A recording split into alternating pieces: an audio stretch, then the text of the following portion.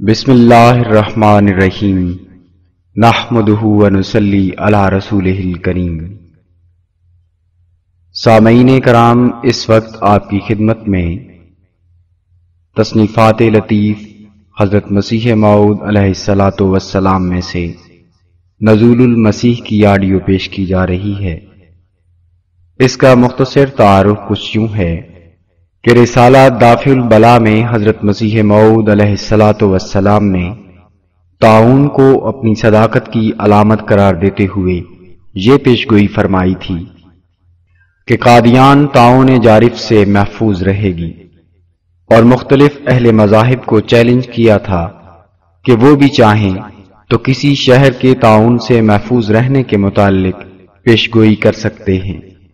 مگر جس شہر کے متعلق بھی ایسی پیشگوئی کی جائے گی وہ طاعون کا ضرور شکار ہوگا۔ دافع البلا کی اشاعت پر ایڈیٹر پیسہ اخبار لاہور نے قادیان کی حفاظت سے متعلق پیشگوئی کو غلط ثابت کرنے کے لیے جھوٹی اور خلاف واقعہ رپورٹیں شائع کیں، اور قادیان کی حفاظت سے متعلق پیشگوئی کو اعتراضات کا نشانہ بنایا۔ تب حضرت اقدس علیہ السلام نے ان کی ان مفتریات کا جواب اس کتاب میں دیا۔ اسی طرح آپ نے دافع البلا میں لکھا تھا کہ مسیح موعود امام حسین رضی اللہ عنہ سے افضل ہے۔ اس پر علی حائری لاہوری شیعہ مجتہد نے ایک رسالہ لکھا جس میں امام حسین رضی اللہ تعالی عنہ کو تمام انبیاء سے افضل قرار دیا، اور لکھا کہ امام حسین کی وہ شان ہے کہ تمام نبی اپنی مصیبتوں کے وقت میں اسی امام کو اپنا شفیع ٹھہراتے تھے، اور اس کی طفیل ان کی مصیبتیں دور ہوتی تھیں۔ ایسا ہی حضرت صلی اللہ علیہ وسلم بھی مصیبت کے وقت میں امام حسین کے ہی دست نگر تھے، اور آپ کی مصیبتیں بھی امام حسین کی شفاعت سے ہی دور ہوتی تھیں۔ ان کے اس غیر معقول اور بے دلیل دعویٰ کی حضرت اقدس علیہ السلام نے اس کتاب میں نہایت احسن طور پر تردید فرمائی۔ اسی اثناء میں پیر مہر علی شاہ کی طرف سے ایک کتاب سیف چشتیائی شائع ہوئی، جس میں اس نے اعجاز المسیح کے بالمقابل تفسیر لکھنے کی بجائے اعجاز المسیح پر بےہودہ نکتہ چینیاں کی تھی، اور اعجاز المسیح کے چند فکروں کے متعلق لکھا تھا کہ وہ بعض امثلہ عرب اور مقامات حریری وغیرہ سے سرقہ کیے گئے ہیں۔ نیز لکھا تھا کہ چونکہ آپ کی وحی نبوت نہیں، کیوں نہ اسے از قبیل ازغاث احلام سمجھا جائے۔ حضرت مسیح موعود علیہ السلام نے ان کی ان بےہودہ نکتہ چینیوں کا اس کتاب میں مفصل و مدلل اور مسکت جواب دیا ہے، اور اپنی وحی کو یقینی اور قطعی رحمانی وحی ثابت کیا ہے، اور الہام رحمانی کی 11 فیصلہ کن نشانیاں تحریر فرمائی ہیں۔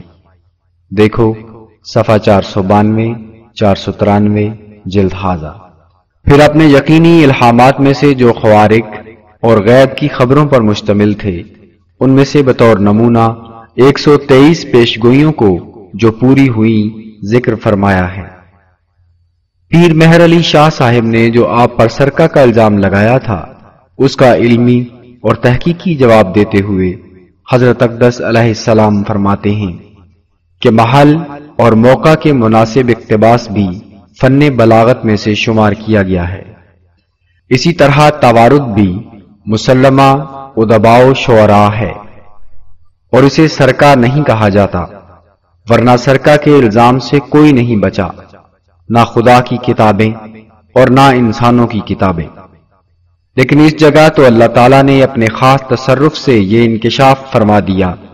کہ پیر مہر علی شاہ صاحب گولڑوی جس نے سرقہ کا الزام لگایا تھا وہ خود سارق ثابت ہوا۔ پیر مہر علی شاہ صاحب نے اپنی کتاب سیف چشتیائی میں جو اعجاز المسیح اور شمس بازگہ پر نکتہ چینیاں اور اعتراضات کیے تھے، وہ در حقیقت مولوی محمد حسن فیضی کے نوٹوں کی ہو بہو نقل تھے، جو اس نے بطور یادداشت کتاب اعجاز المسیح اور شمس بازگہ کے حواشی پر لکھے تھے۔ جو پیر صاحب نے اپنی علمیت جتانے کے لیے ان کی طرف منسوب کرنے کی بجائے اپنی طرف منسوب کر کے شائع کر دیے، اور اس کی اطلاع میاں شہاب الدین اور مولوی کرم دین سکنا بھی نے خطوط کے ذریعہ حضرت مسیح موعود علیہ السلام اور مولوی فضل الدین صاحب بھیروی کو دی، اور آخرکار وہ اصل کتابیں جن پر محمد حسن فیضی نے نوٹ لکھے تھے خرید کر لی گئیں، اور اس طرح پیر مہر علی شاہ صاحب خود سارق ثابت ہوئے، اور اس رنگ میں آپ کے الہام انی مہین من ارادہ احانت کا میں مندرجہ پیشگوئی نہایت شان سے پوری ہوئی۔ حضرت اقدس علیہ السلام نے میاں شہاب الدین اور مولوی کرم دین کی وہ خط و کتابت جس میں انہوں نے پیر مہر علی شاہ صاحب کے سرکہ کا ذکر کیا تھا، اس کتاب نزول المسیح میں شائع کر دی۔ دیکھو حاشیہ صفحہ 450 تا 458 جلد حاضہ۔ یہ کتاب جولائی اور اگست 1902 میں زیر تصنیف تھی، ملاحظہ ہو صفحہ 495 جس میں 10 اگست 1902 اور صفحہ 510 جس میں 20 اگست 1902 کی تاریخ تحریر فرمائی ہے، اور ساتھ ساتھ یہ کتاب چھپ بھی رہی تھی۔ اسی اثناء میں وہی خطوط جو حضرت اقدس علیہ السلام نے اس میں شائع کیے تھے، حضرت شیخ یعقوب علی صاحب نے اپنے اخبار الحکم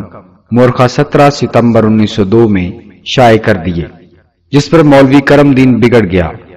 کیونکہ اس نے اپنے خط میں یہ بھی لکھا تھا کہ مصلحت اسی میں ہے کہ شائع نہ کیا جائے، کیونکہ وہ در حقیقت پیر مہر علی شاہ کے مریدوں سے بہت خائف تھا۔ الحکم میں اس کے خطوط شائع ہونے پر سراج الاخبار جہلم مورخہ 6 اکتوبر 1902 میں ایک خط اور 13 اکتوبر 1902 میں ایک قصیدہ مولوی کرم دین صاحب کے نام سے شائع ہوا، جس میں اس نے یہ ظاہر کیا کہ یہ خطوط جعلی اور جھوٹے ہیں، اس کے لکھے ہوئے نہیں، اور لکھا کہ مرزا غلام احمد کی ملہمیت کی آزمائش کے لیے میں نے انہیں دھوکہ دیا تھا وغیرہ۔ اس پر حکیم فضل الدین صاحب مالک و محتمم ضیاء الاسلام پریس قادیان نے، جن کے نام مولوی کرم دین نے ابتدائی خطوط لکھے تھے، 14 نومبر 1902 کو گرداسپور کی عدالت میں ان کے خلاف زیر دفعہ 420 استغاثہ دائر کر دیا۔ دوران مقدمہ 22 جون 1903 کو مولوی کرم دین نے زیر طبع کتاب نزول المسیح کے اوراق پیش کیے اور مستغیث سے تصدیق کروانا چاہی، جس پر حکیم فضل الدین صاحب نے 29 جون 1903 کو زیر دفعہ 411 تعزیرات ہند دوسرا استغاثہ دائر کر دیا اور بیان دیا کہ یہ کتاب بحیثیت محتمم مطبع ضیاء الاسلام قادیان میری ملکیت تھی، اور چونکہ ابھی تک باضابطہ شائع نہیں ہوئی اس لیے یہ مال مسروقہ ہے، اور ملزم کرم دین مال مسروقہ کو اپنے قبضہ میں رکھنے کا مجرم ہے۔ چونکہ سراج الاخبار کے مضامین میں مولوی کرم دین نے حضرت شیخ یعقوب علی صاحب ایڈیٹر الحکم کے خلاف بھی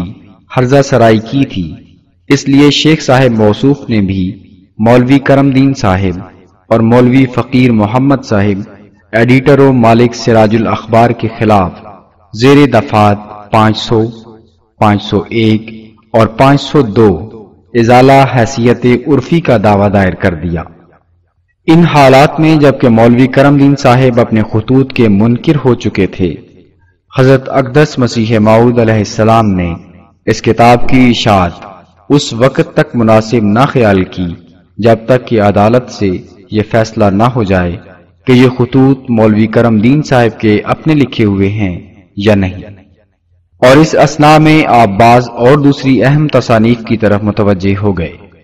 اور یہ کتاب چھپی ہوئی پڑی رہی، جو ٹائٹل پیج طبع کرا کر 25 اگست 1909 کو حضرت خلیفۃ المسیح الاول رضی اللہ عنہ کے عہد سعادت مہد میں پہلی بار شائع ہوئی۔ دیکھو صفحہ 619، 620 جلد حاضہ۔ اللہ تعالیٰ سے عاجزانہ دعا ہے کہ وہ ان روحانی خزائن سے ہمیں اور ہماری اولادوں کو اور اقوام عالم کو کما حقہ مستفید ہونے کی توفیق بخشے، آمین۔ سامعین کرام، اس کتاب کا اردو حصہ آپ سماعت فرمائیں گے مکرم محترم صاحبزادہ مرزا غلام احمد صاحب کی آواز میں۔ اس کتاب میں موجود فارسی اشعار اور فارسی عبارات آپ سماعت فرمائیں گے مکرم محمود احمد طلحہ صاحب اور مکرم رانا ارسال احمد صاحب کی آواز میں۔ آئیے سماعت فرمائیں نزول المسیح روحانی خزائن جلد 18۔ کتاب نزول المسیح، ٹائٹل بار اول سے شروع کرتے ہیں۔ کیفا انتم اذا نزل فیکم ابن مریم و امامکم منکم۔ خدا تعالیٰ کے بے انتہا احسانوں میں سے یہ بھی ایک عظیم الشان فضل و احسان ہے کہ کتاب مستطاب منبع ایقان و عرفان مسمى بے نزول المسیح فی آخر الزمان صادقم از طرف مولا با نشاہاں آمدم سب در علم بروع من بکشاداند آسماں بارد نشان وقت می گوید زمین ایند شاہد از پہ تصدیق من استاداند۔ خود مسیح موعود علیہ السلام کے قلم سے نکلی ہوئی، جس کا نزول جمالی اور جلالی رنگوں میں حضرت ختم الرسل صلی اللہ علیہ وسلم کی پیشگوئیوں کے مطابق جو آخری زمانہ کے متعلق تھیں، اس وقت کے اولو الالباب و اولو الابصار نے برائے العین مشاہدہ کیا۔ مطبع ضیاء الاسلام قادیان میں چھپ کر کمترین مہدی حسین محتمم کتب خانہ حضرت مسیح موعود علیہ السلام کے زیر نگرانی شائع ہوئی۔ ٹائٹل پیج مطبع میگزین قادیان میں چھپ کر تیار ہوا۔ ماہ اگست 1909 بار اول، تعداد اشاعت 2900، قیمت 4 آنے، شعبان المعظم سن 1327 ہجری۔ بسم اللہ الرحمن الرحیم، نحمدہ ونصلی علی رسولہ الکریم، یریدون ان یطفئوا نور اللہ بافواہہم واللہ متم نورہ ولو کرہ الکافرون۔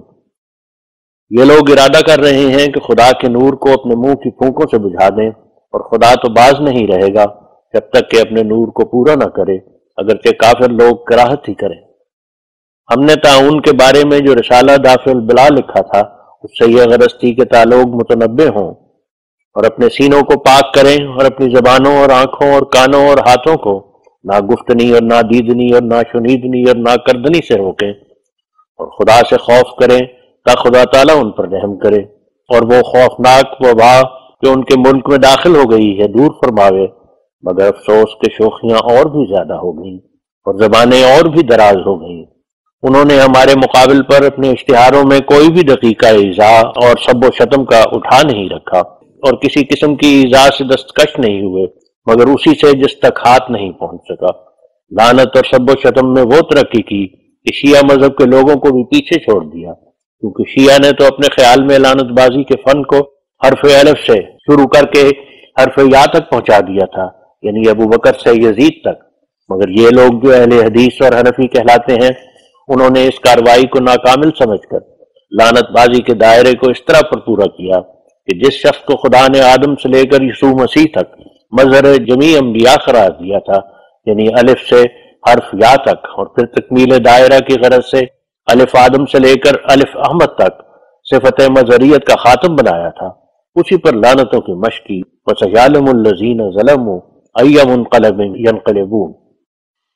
لیکن یاد رکھیں کہ یہ گالیاں جو ان کے منہ سے نکلتی ہیں، اور یہ تحقیر اور یہ توہین کی باتیں جو ان کے ہونٹوں پر چڑھ رہی ہیں، اور یہ گندے کاغذ جو حق کے مقابل پر وہ شائع کر رہے ہیں، یہ ان کے لیے ایک روحانی عذاب کا سامان ہے جس کو انہوں نے اپنے ہاتھوں سے تیار کیا ہے۔ گروہ گوئی کی زندگی جیسی کوئی لعنتی زندگی نہیں۔ کیا وہ سمجھتے ہیں کہ اپنے منصوبوں سے اور اپنے بے بنیاد جھوٹوں سے اور اپنے افتراؤں سے اور اپنی ہنسی ٹھٹے سے خدا کے ارادے کو روک دیں گے، یا دنیا کو دھوکہ دے کر اس کام کو معرض التوا میں ڈال دیں گے جس کا خدا نے آسمان پر ارادہ کیا ہے؟ اگر کبھی پہلے بھی حق کے مخالفوں کو ان طریقوں سے کامیابی ہوئی ہے تو وہ بھی کامیاب ہو جائیں گے۔ لیکن اگر یہ ثابت شدہ امر ہے کہ خدا کے مخالف اور اس کے ارادہ کے مخالف جو آسمان پر کیا گیا ہو ہمیشہ ذلت اور شکست اٹھاتے ہیں، تو پھر ان لوگوں کے لیے بھی ایک دن ناکامی اور نامرادی اور رسوائی درپیش ہے۔ خدا کا فرمودہ کبھی خطا نہیں گیا اور نہ جائے گا۔ وہ فرماتا ہے کتب اللہ لاغلبن انا ورسلی، یعنی خدا نے ابتدا سے لکھ چھوڑا ہے اور اپنا قانون اور اپنی سنت قرار دے دیا ہے کہ وہ اور اس کے رسول ہمیشہ غالب رہیں گے۔ بس کیونکہ میں اس کا رسول یعنی فرستادہ ہوں، مگر بغیر کسی نئی شریعت اور نئے دعویٰ اور نئے نام کے، بلکہ اسی نبی کریم خاتم الانبیاء کا نام پا کر اور اسی میں ہو کر اور اسی کا مظہر بن کر آیا ہوں۔ اس لیے میں کہتا ہوں کہ جیسا کہ قدیم سے یعنی آدم کے زمانہ سے لے کر حضرت صلی اللہ علیہ وسلم تک ہمیشہ مفہوم عیسائیت کا سچا نکلتا آیا ہے، ایسا ہی اب بھی میرے حق میں سچا نکلے گا۔ یہ اس صفحے پر حضور نے حاشیہ میں تحریر فرمایا ہے، یہ قول اس حدیث کے مطابق ہے کہ حضرت صلی اللہ علیہ وسلم نے فرمایا کہ آنے والا مہدی اور مسیح موعود میرا اسم پائے گا اور کوئی نیا اسم نہیں لائے گا، یعنی اس کی طرف سے کوئی نیا دعویٰ نبوت اور رسالت کا نہیں ہوگا، بلکہ جیسا کہ ابتدا سے قرار پا چکا ہے وہ محمدی نبوت کی چادر کو ہی ذلی طور پر اپنے پر لے گا اور اپنی زندگی اسی کے نام پر ظاہر کرے گا اور مر کر بھی اسی کی قبر میں جائے گا، تاکہ یہ خیال نہ ہو کہ کوئی علیحدہ وجود ہے اور یا علیحدہ رسول آیا، بلکہ بروزی طور پر وہی آیا جو خاتم الانبیاء تھا، مگر ذلی طور پر اسی راز کے لیے کہا گیا کہ مسیح موعود حضرت صلی اللہ علیہ وسلم کی قبر میں دفن کیا جائے گا، کیونکہ رنگ دوئی اس میں نہیں آیا۔ پھر کیوں کر علیحدہ قبر میں تصور کیا جائے؟ دنیا اس نقطہ کو نہیں پہچانتی۔ اگر اہل دنیا اس بات کو جانتے کہ اس کے کیا معنی ہیں کہ اسمہ کا اسمی وہ یدفن و مائی فی قبری، تو وہ شوخیاں نہ کرتے اور ایمان لاتے۔ اس نقطہ کو یاد رکھو کہ میں رسول اور نبی نہیں ہوں، یعنی باعتبار نئی شریعت اور نئے دعوے اور نئے نام کے، اور میں رسول اور نبی ہوں یعنی باعتبار ذلیت کاملہ کے، میں وہ آئینہ ہوں جس میں محمدی شکل اور محمدی نبوت کا کامل انعکاس ہے۔ اگر میں کوئی علیحدہ شخص نبوت کا دعویٰ کرنے والا ہوتا تو خدا تعالیٰ میرا نام محمد اور احمد اور مصطفیٰ اور مجتبیٰ نہ رکھتا اور نہ خاتم الانبیاء کی طرح خاتم الاولیاء کا مجھ کو خطاب دیا جاتا، بلکہ میں کسی علیحدہ نام سے آتا۔ لیکن خدا تعالیٰ نے ہر ایک بات میں وجود محمدی میں مجھے داخل کر دیا، یہاں تک کہ یہ بھی نہ چاہا کہ یہ کہا جائے کہ میرا کوئی الگ نام ہو یا کوئی الگ قبر ہو، کیونکہ ذل اپنے اصل سے الگ ہو ہی نہیں سکتا۔ اور ایسا کیوں کہا گیا؟ اس میں راز یہ ہے کہ خدا تعالیٰ جانتا تھا کہ حضرت صلی اللہ علیہ وسلم کو اس نے خاتم الانبیاء ٹھہرایا ہے، اور پھر دونوں سلسلوں کا تقابل پورا کرنے کے لیے یہ ضروری تھا کہ موسوی مسیح کے مقابل پر محمدی مسیح بھی شان نبوت کے ساتھ آوے، تاکہ اس نبوت عالیہ کی کثر شان نہ ہو۔ اس لیے خدا تعالیٰ نے میرے وجود کو ایک کامل ذلیت کے ساتھ پیدا کیا اور ذلی طور پر نبوت محمدی اس میں رکھ دی، تاکہ ایک معنی سے مجھ پر نبی اللہ کا لفظ صادق آوے اور دوسرے معنوں سے ختم نبوت محفوظ رہے۔ اس جگہ یہ بھی یاد رہے کہ خدائے حکیم علیم نے وضع دنیا دووری رکھی ہے، یعنی بعض نفوس بعض کے مشابہ ہوتے ہیں، نیک نیکوں کے مشابہ اور بد بدوں کے مشابہ، مگر بھئی ہمارا یہ امر مخفی ہوتا ہے اور زور شور سے ظاہر نہیں ہوتا، لیکن آخری زمانہ کے لیے خدا نے مقرر کیا ہوا تھا کہ وہ ایک عام رجت کا زمانہ ہوگا، تاکہ یہ امت مرحومہ دوسری امتوں سے کسی بات میں کم نہ ہو۔ بس اس نے مجھے پیدا کر کے ہر ایک گزشتہ نبی سے مجھے اس نے تشبیہ دی کہ وہی میرا نام رکھ دیا۔ چنانچہ آدم، ابراہیم، نوح، موسیٰ، داؤد، سلیمان، یوسف، یحییٰ، عیسیٰ وغیرہ یہ تمام نام براہین احمدیہ میں میرے رکھے گئے، اور اس صورت میں گویا تمام انبیاء گزشتہ اس امت میں دوبارہ پیدا ہو گئے، یہاں تک کہ سب کے آخر مسیح پیدا ہو گیا، اور جو میرے مخالف تھے ان کا نام عیسائی اور یہودی اور مشرک رکھا گیا۔ چنانچہ قرآن شریف میں اسی کی طرف اشارہ کرتا ہے اور فرماتا ہے اہدنا الصراط المستقیم صراط الذین انعمت علیہم غیر المغضوب علیہم ولا الضالین۔ بس یہ آیت صاف کہہ رہی ہے کہ اس امت کے بعض افراد کو گزشتہ نبیوں کا کمال دیا جائے گا، اور نیز یہ کہ گزشتہ کفار کی عادات بھی بعض منکروں کو دی جائیں گی، اور بڑی شد و مت سے آئندہ نسلوں کی گزشتہ لوگوں سے مشابہتیں ظاہر ہو جائیں گی۔ چنانچہ بعد ہی یہودیوں کی طرح یہودی پیدا ہو جائیں گے، اور ایسا ہی نبیوں کا کامل نمونہ بھی ظاہر ہوگا۔ اسی کی طرف سورۃ الانبیاء جزء نمبر 17 میں اشارہ ہے، جیسا کہ اللہ تعالیٰ فرماتا ہے وَحَرَامٌ عَلَىٰ قَرْيَةٍ أَهْلَكْنَاهَا أَنَّهُمْ لَا يَرْجِعُونَ حَتَّىٰ إِذَا فُتِحَتْ يَأْجُوجُ وَمَأْجُوجُ وَهُمْ مِنْ كُلِّ حَدَبٍ يَنْسِلُونَ۔ ان آیات کا یہ منشا ہے کہ جو لوگ ہلاک کیے گئے اور دنیا سے اٹھائے گئے ان پر حرام ہے کہ پھر دنیا میں آئیں، بلکہ جو گئے سو گئے۔ ہاں یاجوج و ماجوج کے وقت میں ایک طور سے رجت ہوگی، یعنی گزشتہ لوگ جو مر چکے ہیں ان کے ساتھ اس زمانہ کے لوگ ایسی اتم اور اکمل مشابہت پیدا کر لیں گے کہ گویا وہی آ گئے۔ اسی بنا پر اس زمانہ کے علماء کا نام یہود رکھا گیا اور محمدی مسیح کا نام ابن مریم رکھا گیا، اور پھر اسی خاتم الخلفاء کا نام باعتبار ظہور بین صفات محمدیہ کے محمد اور احمد رکھا گیا اور مستعار طور پر رسول اور نبی کہا گیا۔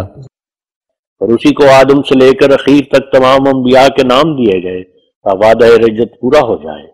یہ ایک باریک دقیقہ معرفت ہے، اور ابھی ہم لکھ چکے ہیں کہ سورۃ فاتحہ سے بھی التزامی طور پر یہ بات نکلتی ہے کہ مسلمانوں میں سے منعم علیہم بھی انبیاء گزشتہ کی طرح ہوں گے، اور نیز مغضوب علیہم بھی یعنی یہودی ہوں گے۔ غرض تمام نبیوں کے نزدیک زمانہ یاجوج و ماجوج زمانہ رجت کہلاتا ہے، یعنی رجت بروزی نہ رجت حقیقی۔ اگر رجت حقیقی ہو تو پھر سب میں حقیقی چاہیے، نہ صرف حضرت عیسیٰ میں۔ کیا وجہ کہ ہمارے نبی صلی اللہ علیہ وسلم کی رجت تو بروزی طور پر مہدی کے لباس میں ہو، اور عیسیٰ کی رجت واقعی طور پر۔ شیعہ کو یہ دھوکہ لگا ہے کہ انہوں نے اس زمانہ کو رجت حقیقی کا زمانہ خیال کر لیا، مگر یہ ان کی غلطی ہے۔ حدیثوں سے صاف طور پر یہ بات نکلتی ہے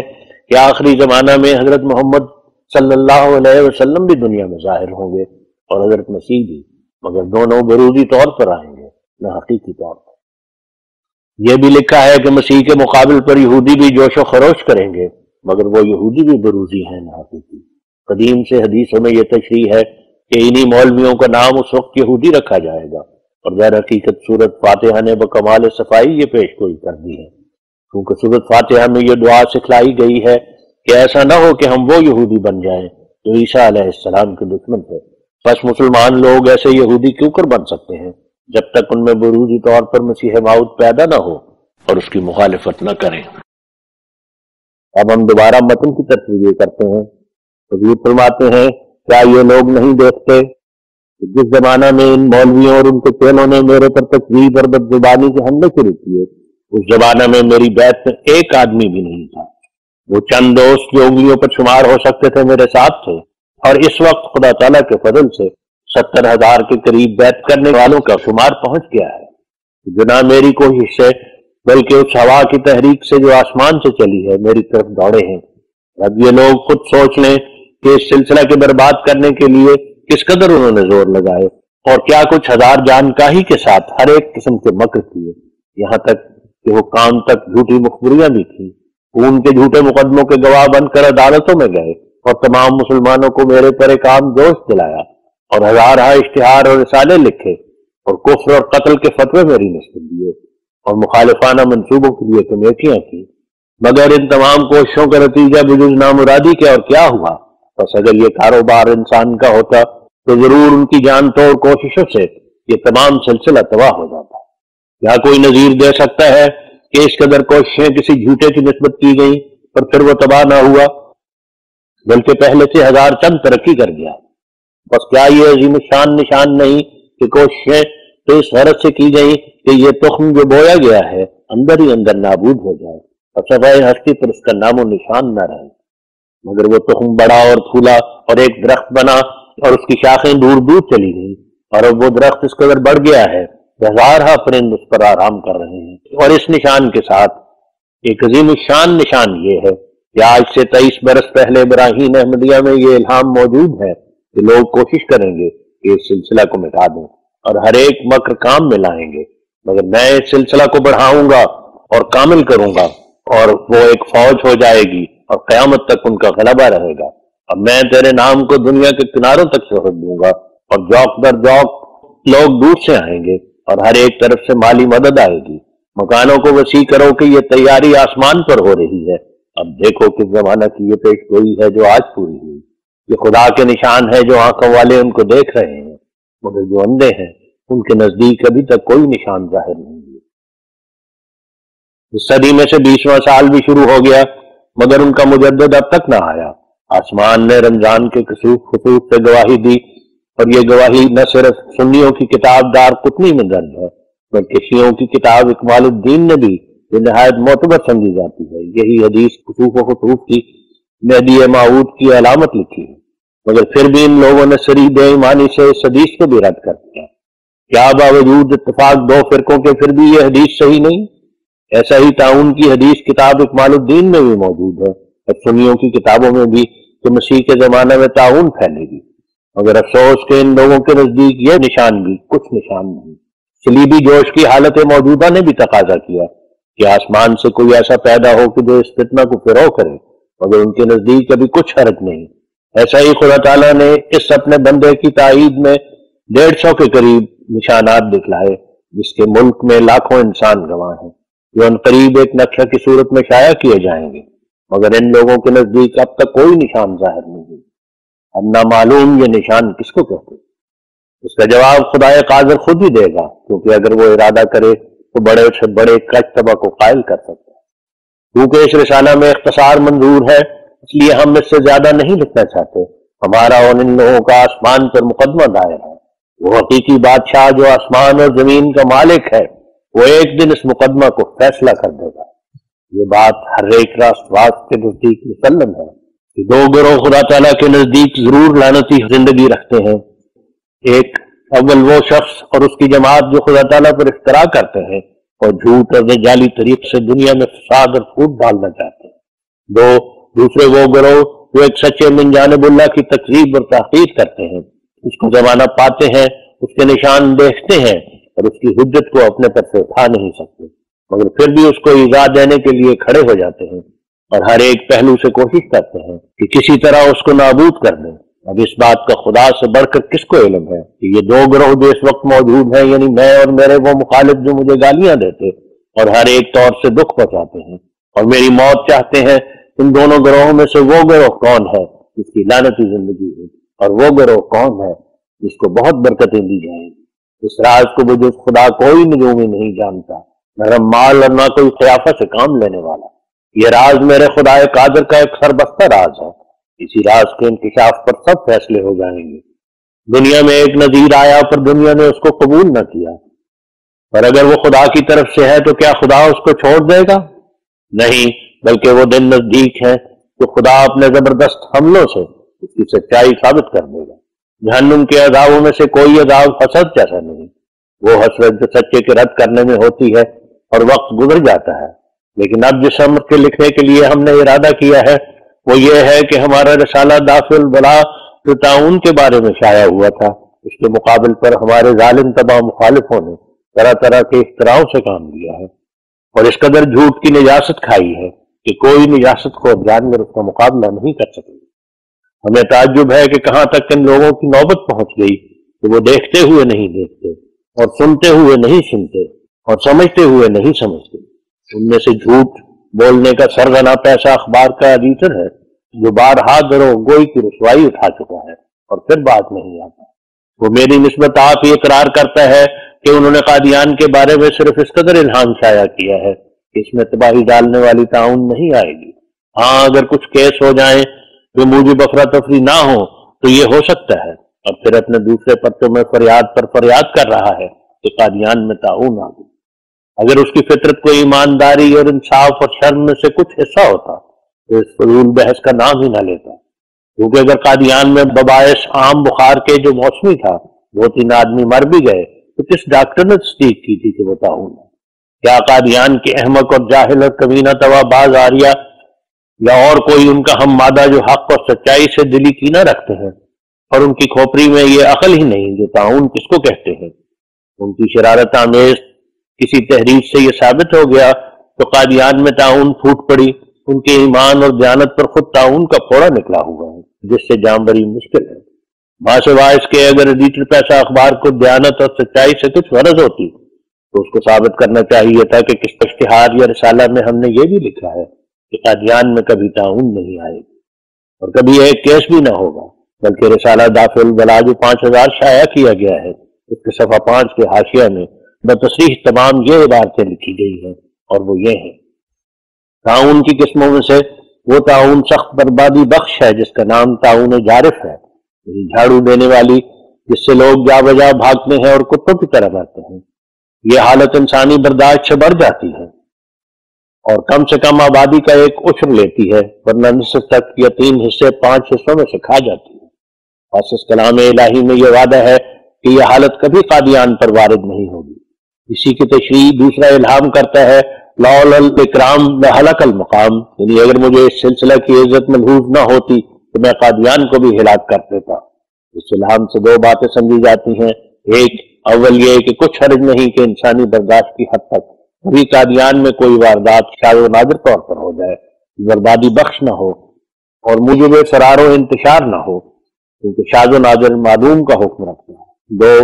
دوسرا یہ امر ضروری ہے کہ جن دیہات اور شہروں میں بمقابلہ قادیان کے سخت سرکش و شریر اور ظالم اور بد چلن اور مفسد اور اس سلسلہ کے خطرناک دشمن رہتے ہیں، ان کے شہروں اور دیہات میں ضرور بربادی بخش تعاون پھوٹ پڑے گی اگر توبہ نہ کریں۔ اور یہاں تک ہوگا کہ لوگ بے حواس ہو کر ہر طرف بھاگیں گے، اور ہم دعویٰ سے لکھتے ہیں کہ قادیان میں کبھی تعاون جارح نہیں پڑے گی، جو گاؤں کو ویران کرنے والی اور کھا جانے والی ہوتی ہے۔ مگر اس کے مقابل پر دوسرے شہروں اور دیہات میں جو ظالم اور مفسد ہیں ضرور ہولناک صورتیں پیدا ہوں گی اگر توبہ نہ کریں۔ تمام دنیا میں ایک قادیان ہی ہے جس کے لیے اب یہ وعدہ ہوا، وہ پہلے سے حرم رسول کے لیے بھی ایک وعدہ ہے۔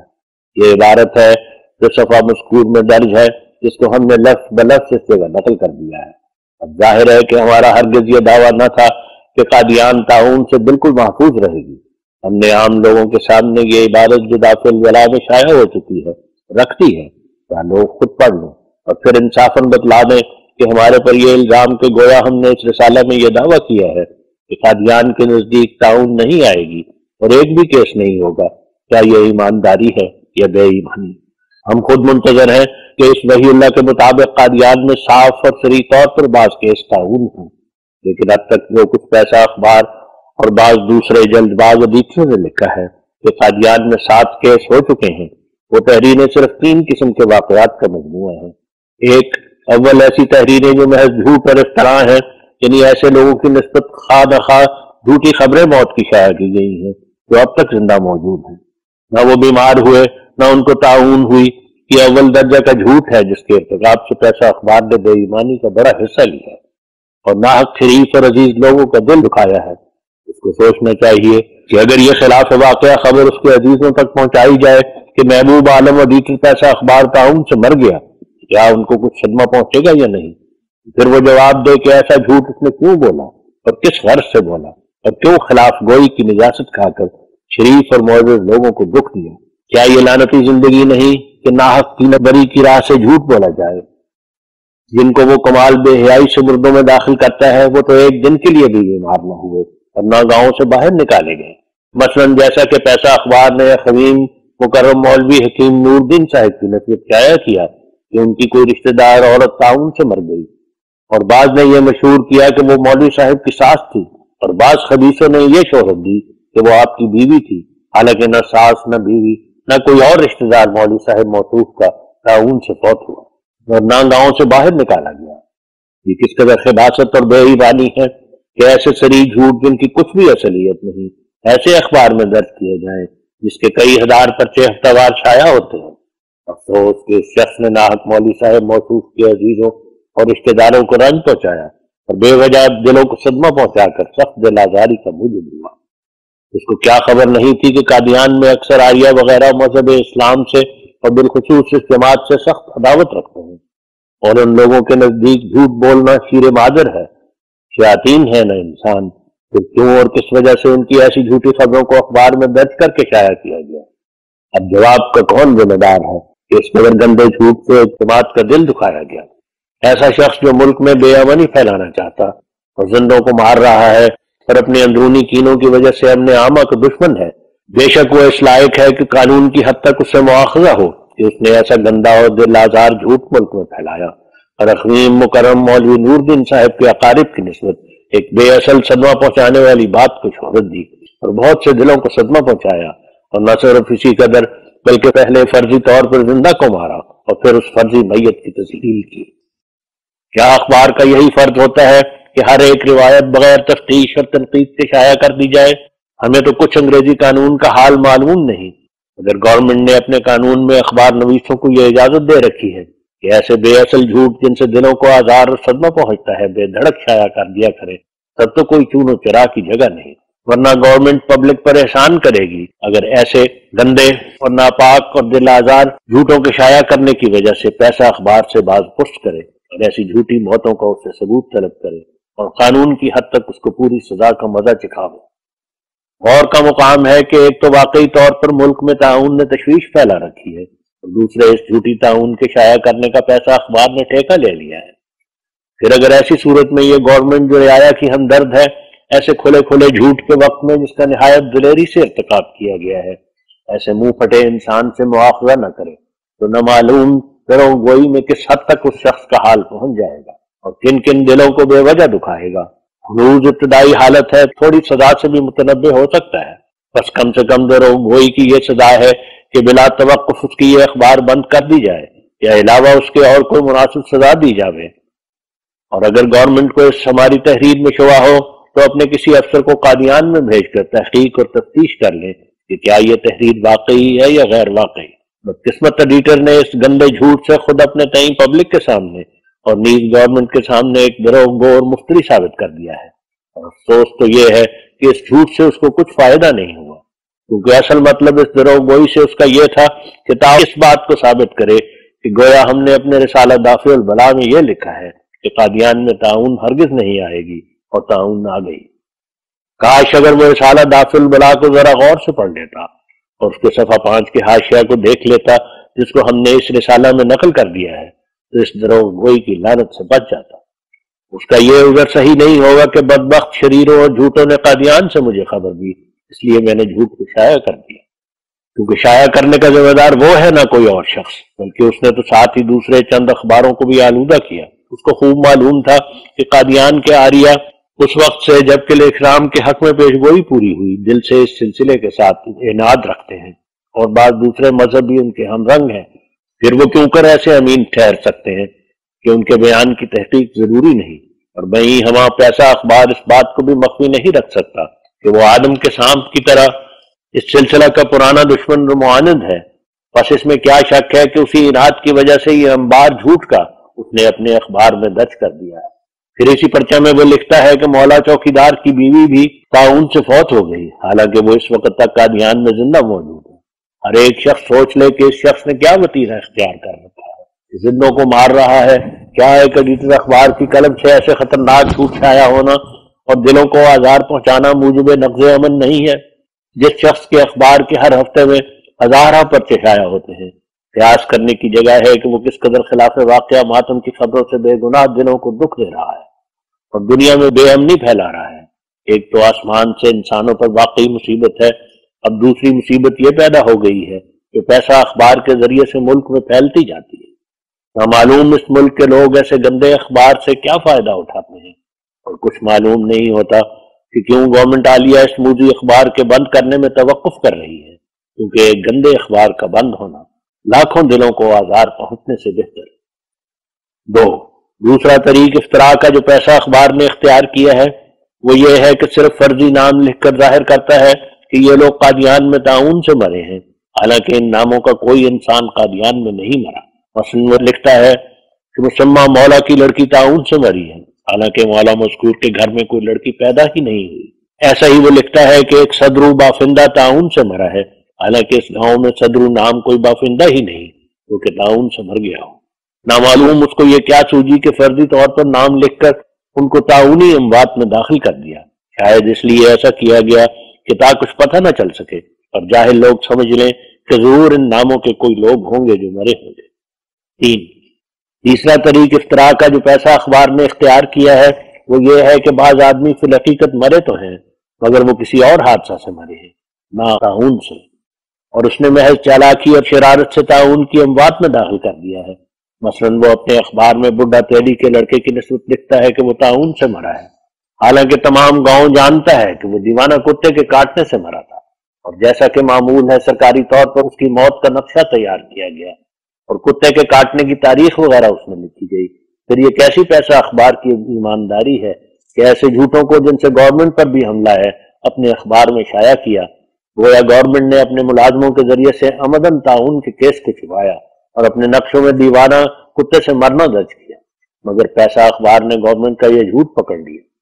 بس جبکہ پیسہ اخبار کی یہاں تک نوبت پہنچ گئی ہے کہ وہ بلا دھڑک گورنمنٹ کے تحقیق کردہ امور کے برخلاف جھوٹ بولتا ہے، تو کس قدر وجود اس کا خطرناک ہے۔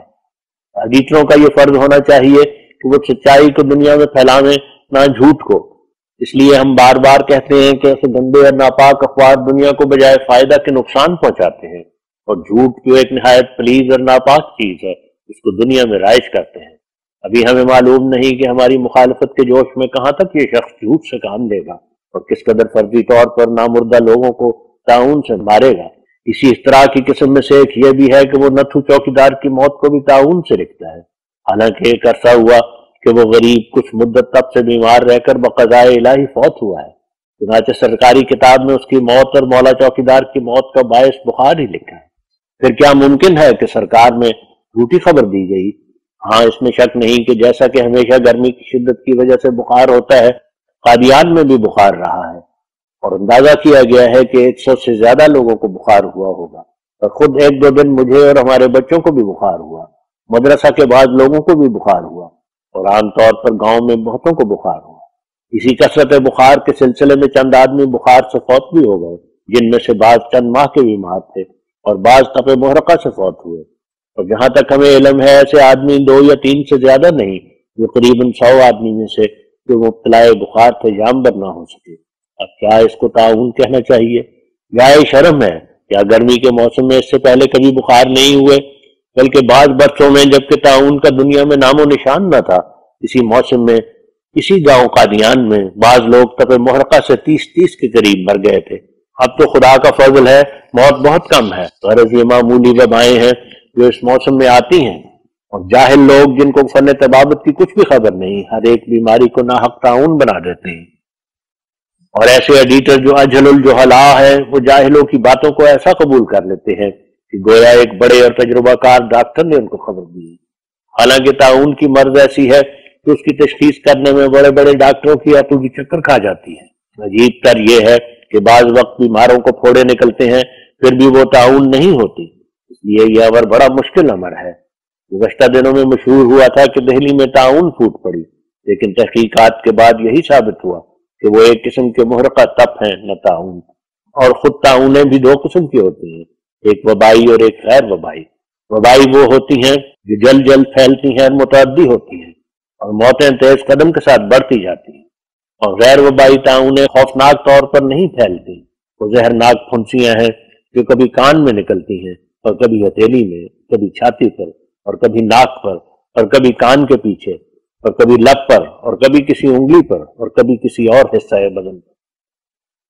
یہ سب تعاونیں ہیں۔ اگر یہ انسانوں میں زور کے ساتھ نہ پھیلیں اور کثرت موت کا موجب نہ ہو تو اس وقت تک یہ وبائی تعاون نہیں کہلاتی۔ غرض اس مرض کی تشخیص بہت مشکل ہے، اور خود بڑے بڑے طبیب اس میں غلطیاں کھا سکتے ہیں۔ یہ جائے کہ جاہل بازاری جو اس کوچے سے محض ناواقف اور انسانیت سے بہت ہی تھوڑا حصہ رکھتے ہیں۔ اس مرض میں ایک اور خاصیت یہ ہے کہ تیزی کے زمانہ میں جبکہ موتوں کا گرم بازار ہوتا ہے، ہولناک حملے اس کے ہوتے ہیں۔ پھر جب موسم کی تبدیلی سے اور یا اندرونی اسباب سے جن کا انسانوں کو پورا علم نہیں اس کی تیزی کم ہوتی جاتی ہے، تو بعض انسانوں پر اس کا ایسا اثر خفیف ہوتا ہے کہ اس کا پھوڑا ایک معمولی پھوڑا اور اس کا تپ ایک معمولی تپ ہوتا ہے، اور درحقیقت اس حالت کا نام تعاون نہیں بلکہ وہ زہریلی مرض ایک معمولی مرض کی طرف منتقل ہو جاتی ہے۔ اب ہم نصیحتاً لکھتے ہیں کہ آئندہ پیسہ اخبار ایسے افتراؤں اور قابل شرم جھوٹوں سے باز آ جائے، ورنہ ہم نہیں سمجھ سکتے کہ یہ جھوٹ ہمیشہ اس کو ہضم ہو سکے۔ افسوس کے بعد امرتسر کے سفلا توا بھی اپنے اشتہاروں میں پیسہ اخبار کے نقش قدم پر چلے ہیں۔ بعض نے یہاں تک جھوٹ بولا ہے کہ گویا ہماری جماعت میں ہی تعاون پھوٹ پڑی ہے، اور گویا قادیان میں وہ تعاون پیدا ہو گئی ہے جو تعاون جارف کہلاتی ہے۔ ان کے جواب میں بجز اس کے ہم کیا کہیں کہ لعنت اللہ علی الکاذبین۔ وہ یاد رکھیں کہ خدا تعالیٰ کی یہی قدیم سنت ہے کہ جس گاؤں یا شہر میں خدا کی طرف سے کوئی مرسل آتا ہے وہ جگہ نسبتی طور پر دارالامن ہو جاتی ہے، اور اس میں وہ بے حواس اور دیوانہ کرنے والی تباہی نہیں پڑتی جس میں لوگ پروانوں کی طرح مرتے ہیں۔ وہاں موت کا دروازہ بھی بند نہیں ہوتا۔ یہی وجہ ہے کہ باوجود کہ مکہ معظمہ اور مدینہ منورہ کے دارالامان ہونے میں بہت سی حدیثیں آئی ہیں اور قرآن کریم نے بھی اس کی تصدیق کی ہے، مگر پھر بھی بعض اوقات انسانی برداشت تک مکہ معظمہ میں ہیضہ پھوٹ پڑتا ہے اور ایسا ہی مدینہ منورہ میں بھی کئی وارداتیں ہو جاتی ہیں، مگر ان وارداتوں سے ان دونوں حرمین شریفین کے دارالامن ہونے میں فرق نہیں آتا۔ اسی طرح ہمیں اس سے انکار نہیں کہ قادیان میں بھی کبھی وبا پڑے یا کسی معمولی حد تک طاعون سے جانوں کا نقصان ہو، لیکن یہ ہرگز نہیں ہوگا کہ جیسا کہ قادیان کے ارد گرد تباہی ہوئی، یہاں تک کہ بعض گاؤں موت کی وجہ سے خالی ہو گئے، یہی حالت قادیان پر بھی آ گئی، کیونکہ وہ خدا جو قادر خدا ہے اپنے پاک کلام میں وعدہ کر چکا ہے وہ قادیان میں تباہ کرنے والی طاعون نہیں پڑے گی، جیسا کہ اس نے فرمایا لولا الاکرام لہلک المقام، یعنی اگر مجھے تمہاری عزت ظاہر کرنا ملحوظ نہ ہوتا تو میں اس مقام یعنی قادیان کو طاعون سے فنا کر دیتا۔ یعنی اس گاؤں میں بھی بڑے بڑے خبیث اور شریر اور ناپاک تباہ اور کذاب اور مفتری رہتے ہیں، اور وہ اس لائق تھے کہ کہے الہی سب کو ہلاک کر دیں، مگر میں ایسا کرنا نہیں چاہتا، کیونکہ درمیان میں تمہارا وجود بطور شفیع کے ہے اور تمہارا اکرام مجھے منظور ہے، اس لیے میں اس مرتبہ سزا سے درگزر کرتا ہوں کہ ایک خوفناک تباہی اور موت ان لوگوں پر ڈال دوں، تاہم بکلی بے سزا نہیں چھوڑوں گا، اور کسی حد تک وہ بھی عذاب طاعون میں سے حصہ لیں گے تا شریروں کی آنکھیں کھلیں، ماں سوائے اس کے اگر قادیان میں ایسی طاعون آوے جیسا کہ گرد و نواح میں بعض جگہ یہ صورتیں پیدا ہوئیں کہ دیہات میں سدا لوگ مرے اور کئی دیہات تباہ ہو گئے اور بہت سے گھر ایسے ہو گئے کہ بجز چیز خار بچوں کے ان میں کوئی بھی نہ رہا، تو اس صورت میں ظاہر ہے کہ یہ جماعت جو قادیان میں بیٹھی ہے وہ سب ماں ان کے امام کے تباہ ہوں گے اور سب طاعون سے مریں گے، اور یہ خدا کو منظور نہیں، کیونکہ یہ اس کی قوم ہے جو اس نے تیار کی ہے، اور یہ جو بھیجا گیا ہے یہ اس کے ہاتھ کا پودا لگایا ہوا ہے، بس کیوں کر وہ اپنے باغ کو خود کاٹ دے گے جو اس نے اپنے ہاتھ سے لگایا ہے، بس اس لیے اور اسی غرض سے تمام گاؤں کو تخفیف عذاب کی رعایت دی گئی ہے۔ یہ ایسی ہی مثال ہے کہ مثلا ایک جہاز میں ایک خدا کا برگزیدہ سوار ہو، تا وہ کسی ملک میں جا کر تبلیغ کرے اور اس حالت میں سمندر میں طوفان آوے، بس سنت اللہ کے موافق یہ ضروری امر ہے کہ اس جہاز میں بہت سے ایسے لوگ سوار ہوں کہ جو غرق کرنے کے لائق ہوں، مگر وہ اس شخص کے لیے غرق نہیں کیے جائیں گے، کیونکہ ان کے غرق ہونے سے اس برگزیدہ پر بھی صدمہ آتا ہے اور یہ خدا کو منظور نہیں۔ یاد رہے کہ معمولی حد تک موتیں ایک محفوظ جہاز میں بھی ہو جاتی ہیں، مگر وہ جہاز کے مسافروں کی بے امنی کو اس حد تک نہیں پہنچاتی کہ وہ بے حواس ہو کر جہاز پر سے کود پڑیں اور سب ایک زبان سے ہائے وائے کے نعرے نکالیں، مگر یہ خوفناک موتیں جو جہاز کسی ٹھوکر سے یک دفعہ ٹکڑے ٹکڑے ہو جائے اور اس میں بیٹھنے والے یک بارگی پانی میں بہہ جائیں اور سمندر کی لہریں ان کو ڈھانک لیں، یہ عظیم حادثہ ہے، اور ایسا مہلک حادثہ کبھی اس حالت میں نہیں ہوتا جبکہ ایسے جہاز میں خدا کا کوئی نبی اور رسول اور برگزیدہ بیٹھا ہو، بلکہ اس کے طفیل اور اس کی شفاعت سے دوسرے لوگ بھی کناروں پر سلامت پہنچائے جاتے ہیں،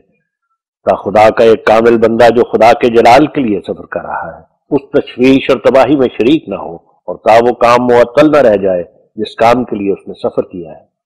اسی سنت اللہ کے موافق قادیان کے لیے انہو ابل قریتہ کا الہام صادر ہوا تا خدا کے کاموں میں حرج نہ ہو، ورنہ قادیان سب سے پہلے فنا کرنے کے لائق تھی، کیونکہ یہ لوگ نزدیک ہو کر پھر دور ہیں اور بہتوں کا خدا پر ایمان نہیں، اور نہ چاہتے ہیں کہ اپنا ناپاک چولا اتار کر حق کو قبول کریں۔ غرض یہ سنت اللہ ہے کہ جس گاؤں یا شہر میں خدا کا کوئی فرستادہ نازل ہو تو وہ گاؤں یا شہر نہ تو طاعون سے تباہ اور ہلاک ہوتا ہے اور نہ کسی اور وبا سے اور نہ کسی آتش فشاں پہاڑ سے ہلاک کیا جاتا ہے۔ ہاں معمولی موتیں خواہ طاعون سے ہوں، خواہ ہیضہ سے، خواہ کسی اور سبب سے، وہ سب انسانی برداشت کی حد تک اس میں ہو سکتی ہیں، کیونکہ وہ اس معمور کی کارروائی کی خارج نہیں ہے۔ بس جس الہام کو ہم نے قادیان کے بارے میں شائع کیا ہے اس کا یہی مطلب ہے، اس سے زیادہ نہیں۔ بعض آدمی یہ اعتراض پیش کرتے ہیں کہ مسیح موعود کے وقت میں امن اور آسائش کا زمانہ ہونا چاہیے تھا، نہ کہ طاعون ملک میں پھیلے اور قحط پڑے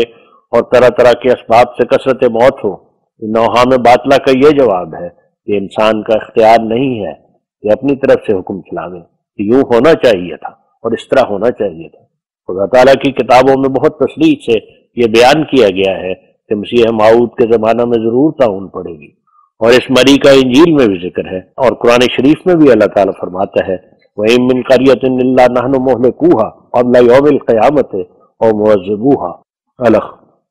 یعنی کوئی بستی ایسی نہیں ہوگی جس کو ہم کچھ مدت پہلے قیامت سے یعنی آخری زمانہ میں جو مسیح موعود کا زمانہ ہے ہلاک نہ کر دیں یا عذاب میں مبتلا نہ کریں۔ یاد رہے کہ اہل سنت کی صحیح مسلم اور دوسری کتابوں اور شیعہ کی کتاب اکمال الدین میں بتصریح لکھا ہے کہ مسیح موعود کے وقت میں طاعون پڑے گی، بلکہ اکمال الدین جو شیعہ کی بہت معتبر کتاب ہے، اس کے صفحہ 348 میں اول 4 حدیثیں خسوف کے بارے میں لایا ہے،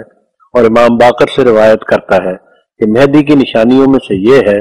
کہ قبل اس کے کہ وہ قائم ہو، یعنی عام طور پر قبول کیا جاوے، رمضان میں خسوف ہوگا۔ یہاں نشان دے کر حاشیہ میں حضور نے تحریر فرمایا ہے، حضرت مسیح بروز جمعہ بوقت عصر صلیب پر چڑھائے گئے تھے۔ جب وہ چند گھنٹے کیلوں کی تکلیف اٹھا کر بے ہوش ہو گئے اور خیال کیا گیا کہ مر گئے، تو یک دفعہ سخت آندھی اٹھی اور اس سے سورج اور چاند دونوں کی روشنی جاتی رہی اور تاریکی ہو گئی۔ وہ 10ویں محرم تھی اور اس دن یہود کو روزہ تھا اور دوسرے دن ان کی عید فصح تھی۔ ان بزرگوں نے عین روزہ کی حالت میں اپنی دانست میں یہ ثواب کا کام کیا۔ مطلب یہ تھا کہ حضرت مسیح کو کسی طرح لعنتی ثابت کریں۔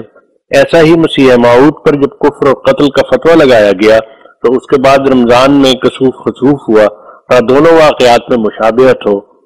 کیونکہ جس طرح عیسیٰ مسیح استعارہ کے رنگ میں مردوں میں سے جی اٹھا، اسی طرح اس مسیح کو تکفیر کی 200 مہر سے اپنی دانست میں ہلاک کر دیا گیا تھا، مگر پھر وہ جی اٹھا اور کھڑا ہو گیا، اس لیے امام قائم کہلایا۔ اب ہم دوبارہ متن کی طرف رجوع کرتے ہیں، اور پھر بعد اس کے لکھا ہے کہ یہ بھی اس کے ظہور کی ایک نشانی ہے کہ قبل اس کے کہ قائم ہو، یعنی عام طور پر قبول کیا جائے، دنیا میں سخت طاعون پڑے گی، یہاں تک کہ ایک گھر میں جو 7 آدمی ہوں گے ان میں سے صرف 2 رہ جائیں گے اور 5 مر جائیں گے۔ بس اس کی اس عبارت سے ظاہر ہے کہ یہ دونوں نشان اس وقت ظہور میں آئیں گے جبکہ اس کی دنیا میں تکذیب ہوگی، کیونکہ مسیح کے بھی یہ دونوں نشان تھے جبکہ عیسیٰ علیہ السلام کی تکذیب ہو کر ان کے لیے صلیب تیار کیا گیا تھا۔ تب آفتاب و مہتاب دونوں تاریک ہو گئے تھے اور طاعون بھی پڑی تھی۔ غرض اس کتاب میں لکھا ہے کہ رمضان میں خسوف کسوف ہونا اور ملک میں طاعون پھیلنا مہدی موعود کا ایک معجزہ ہوگا۔ بس بلا شبہ یہ امر تواتر کے درجہ پر پہنچ چکا ہے کہ مسیح موعود کے نشانوں میں سے ایک یہ بھی ہے کہ اس کے وقت میں اور اس کی توجہ اور دعا سے ملک میں طاعون پھیلے گی۔ آسمان اس کے لیے چاند اور سورج کو رمضان میں تاریک کرے گا اور زمین اس کے لیے طاعون کی تاریکی اور مصیبت پھیلائے گی، کیونکہ وہ ابتدا میں قبول نہیں کیا جائے گا، اس لیے انذاری نشان اس کے لیے ظاہر ہوں گے، اور اس کے نفس سے یعنی توجہ اور دعا اور اتمام حجت سے کافر مریں گے۔ یہاں نشان دے کر حاشیہ میں حضور فرماتے ہیں، یہ عجیب مشابہت ہے کہ حضرت عیسیٰ کے وقت میں بھی بباعث سخت آندھی کے سورج اور چاند کی روشنی روزہ کے دن میں یک دفعہ جاتی رہی تھی اور پھر زمین پر طاعون بھی پڑی۔ یہ دونوں باتیں اب بھی ظہور میں آ گئیں، یعنی بذریعہ خسوف کسوف رمضان میں تاریکی بھی ہو گئی، جیسا کہ یہود کے روزہ کے دن تاریکی ہو گئی تھی، اور پھر طاعون سے بھی دنیا تباہ ہو گئی۔ اب ہم دوبارہ متن کی طرف رجوع کرتے ہیں۔ حضور فرماتے ہیں، اور وہ مرنا 2 قسم کا ہوگا، ایک تو روحانی طور پر کہ اس کے وقت میں تمام مذاہب بجز اسلام مردہ ہو جائیں گے، دوسرے جسمانی طور پر کیونکہ وہ ستایا جائے گا اور دکھ دیا جائے گا، اس لیے خدا کا غضب مخلوق پر بھڑکے گا،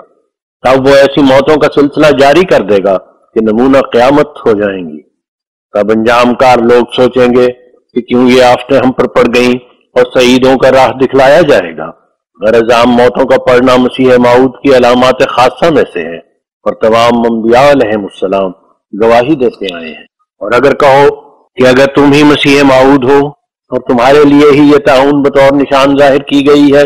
تو چاہیے تھا کہ قبل اس سے جو ملک میں طاعون پھیلتی پہلے ہی خدا تعالیٰ تمہیں خبر دے دیتا کہ طاعون آئے گی۔ اس کا جواب یہ ہے کہ در حقیقت خدا نے طاعون کی پہلے ہی سے مجھے خبر دی ہے، اور یہ ایسی یقینی خبر ہے جس سے کسی کو مسلمانوں، عیسائیوں، ہندوؤں میں سے انکار نہیں ہو سکتا، بلکہ اس نے نہ ایک دفعہ بلکہ کئی دفعہ خبر دی ہے، اور اس کی تفصیل یہ ہے۔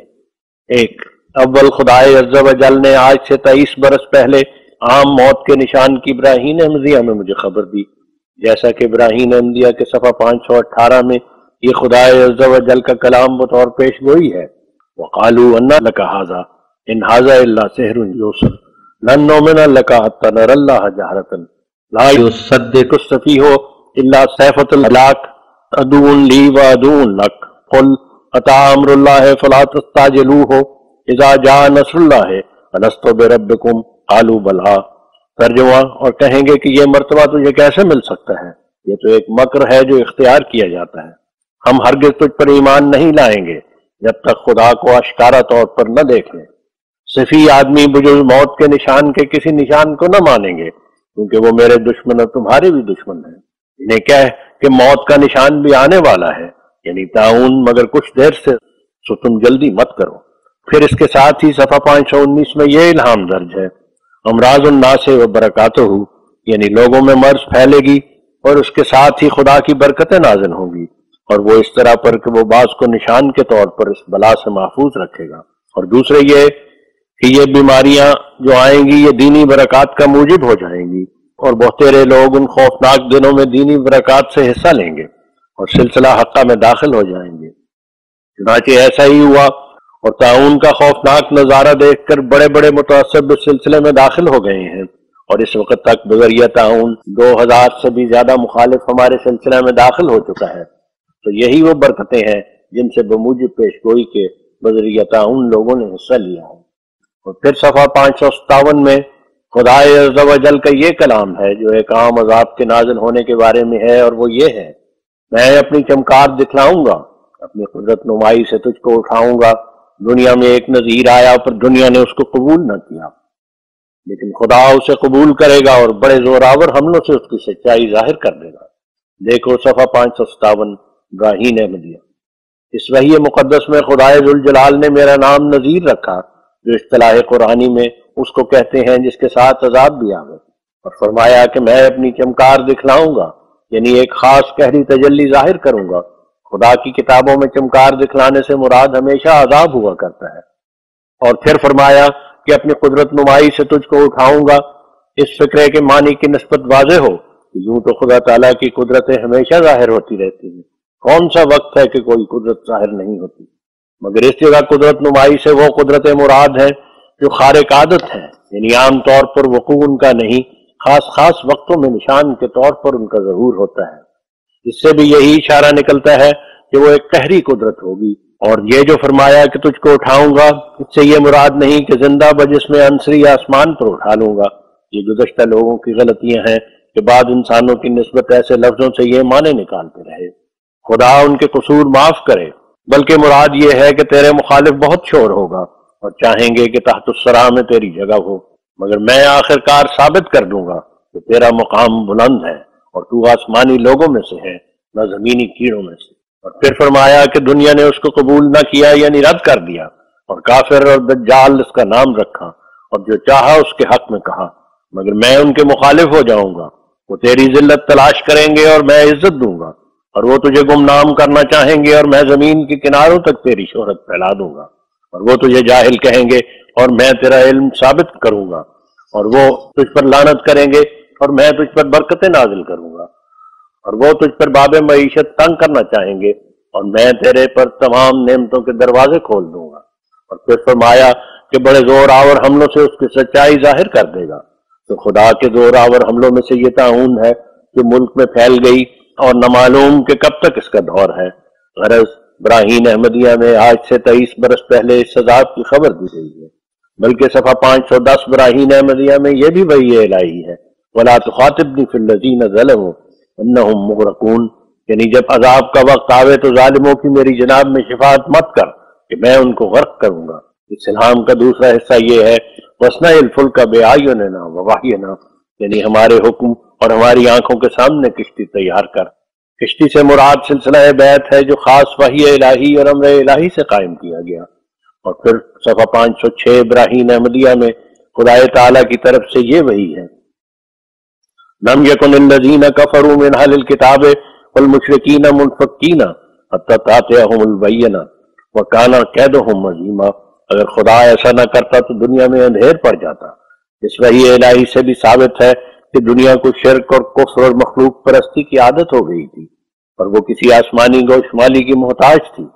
اور اسی وحی کے ساتھ صفحہ 507 میں یہ خدا کا کلام ہے، تلطف بالناس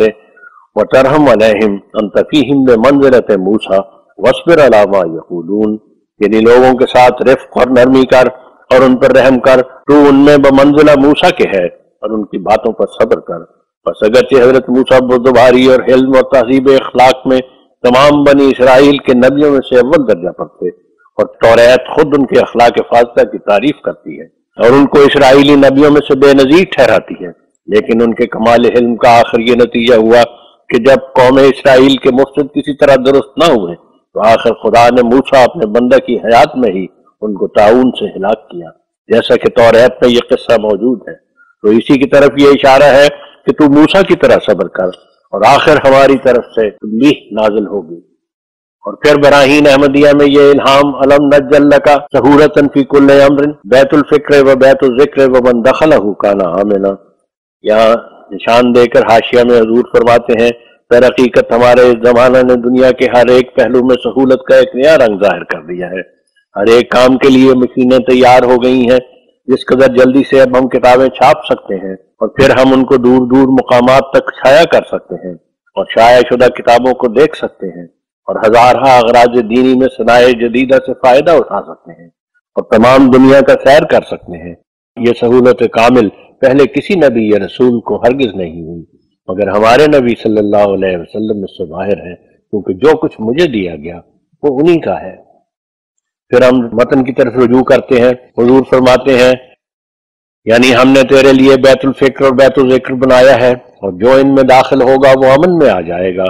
کیونکہ اللہ تعالیٰ جانتا تھا کہ ملک میں عام طاعون پڑے گی اور کسی کم مقدار کی حد تک قادیان بھی اس سے محفوظ نہیں رہے گی، اس لیے اس نے آج کے دنوں سے 23 برس پہلے فرما دیا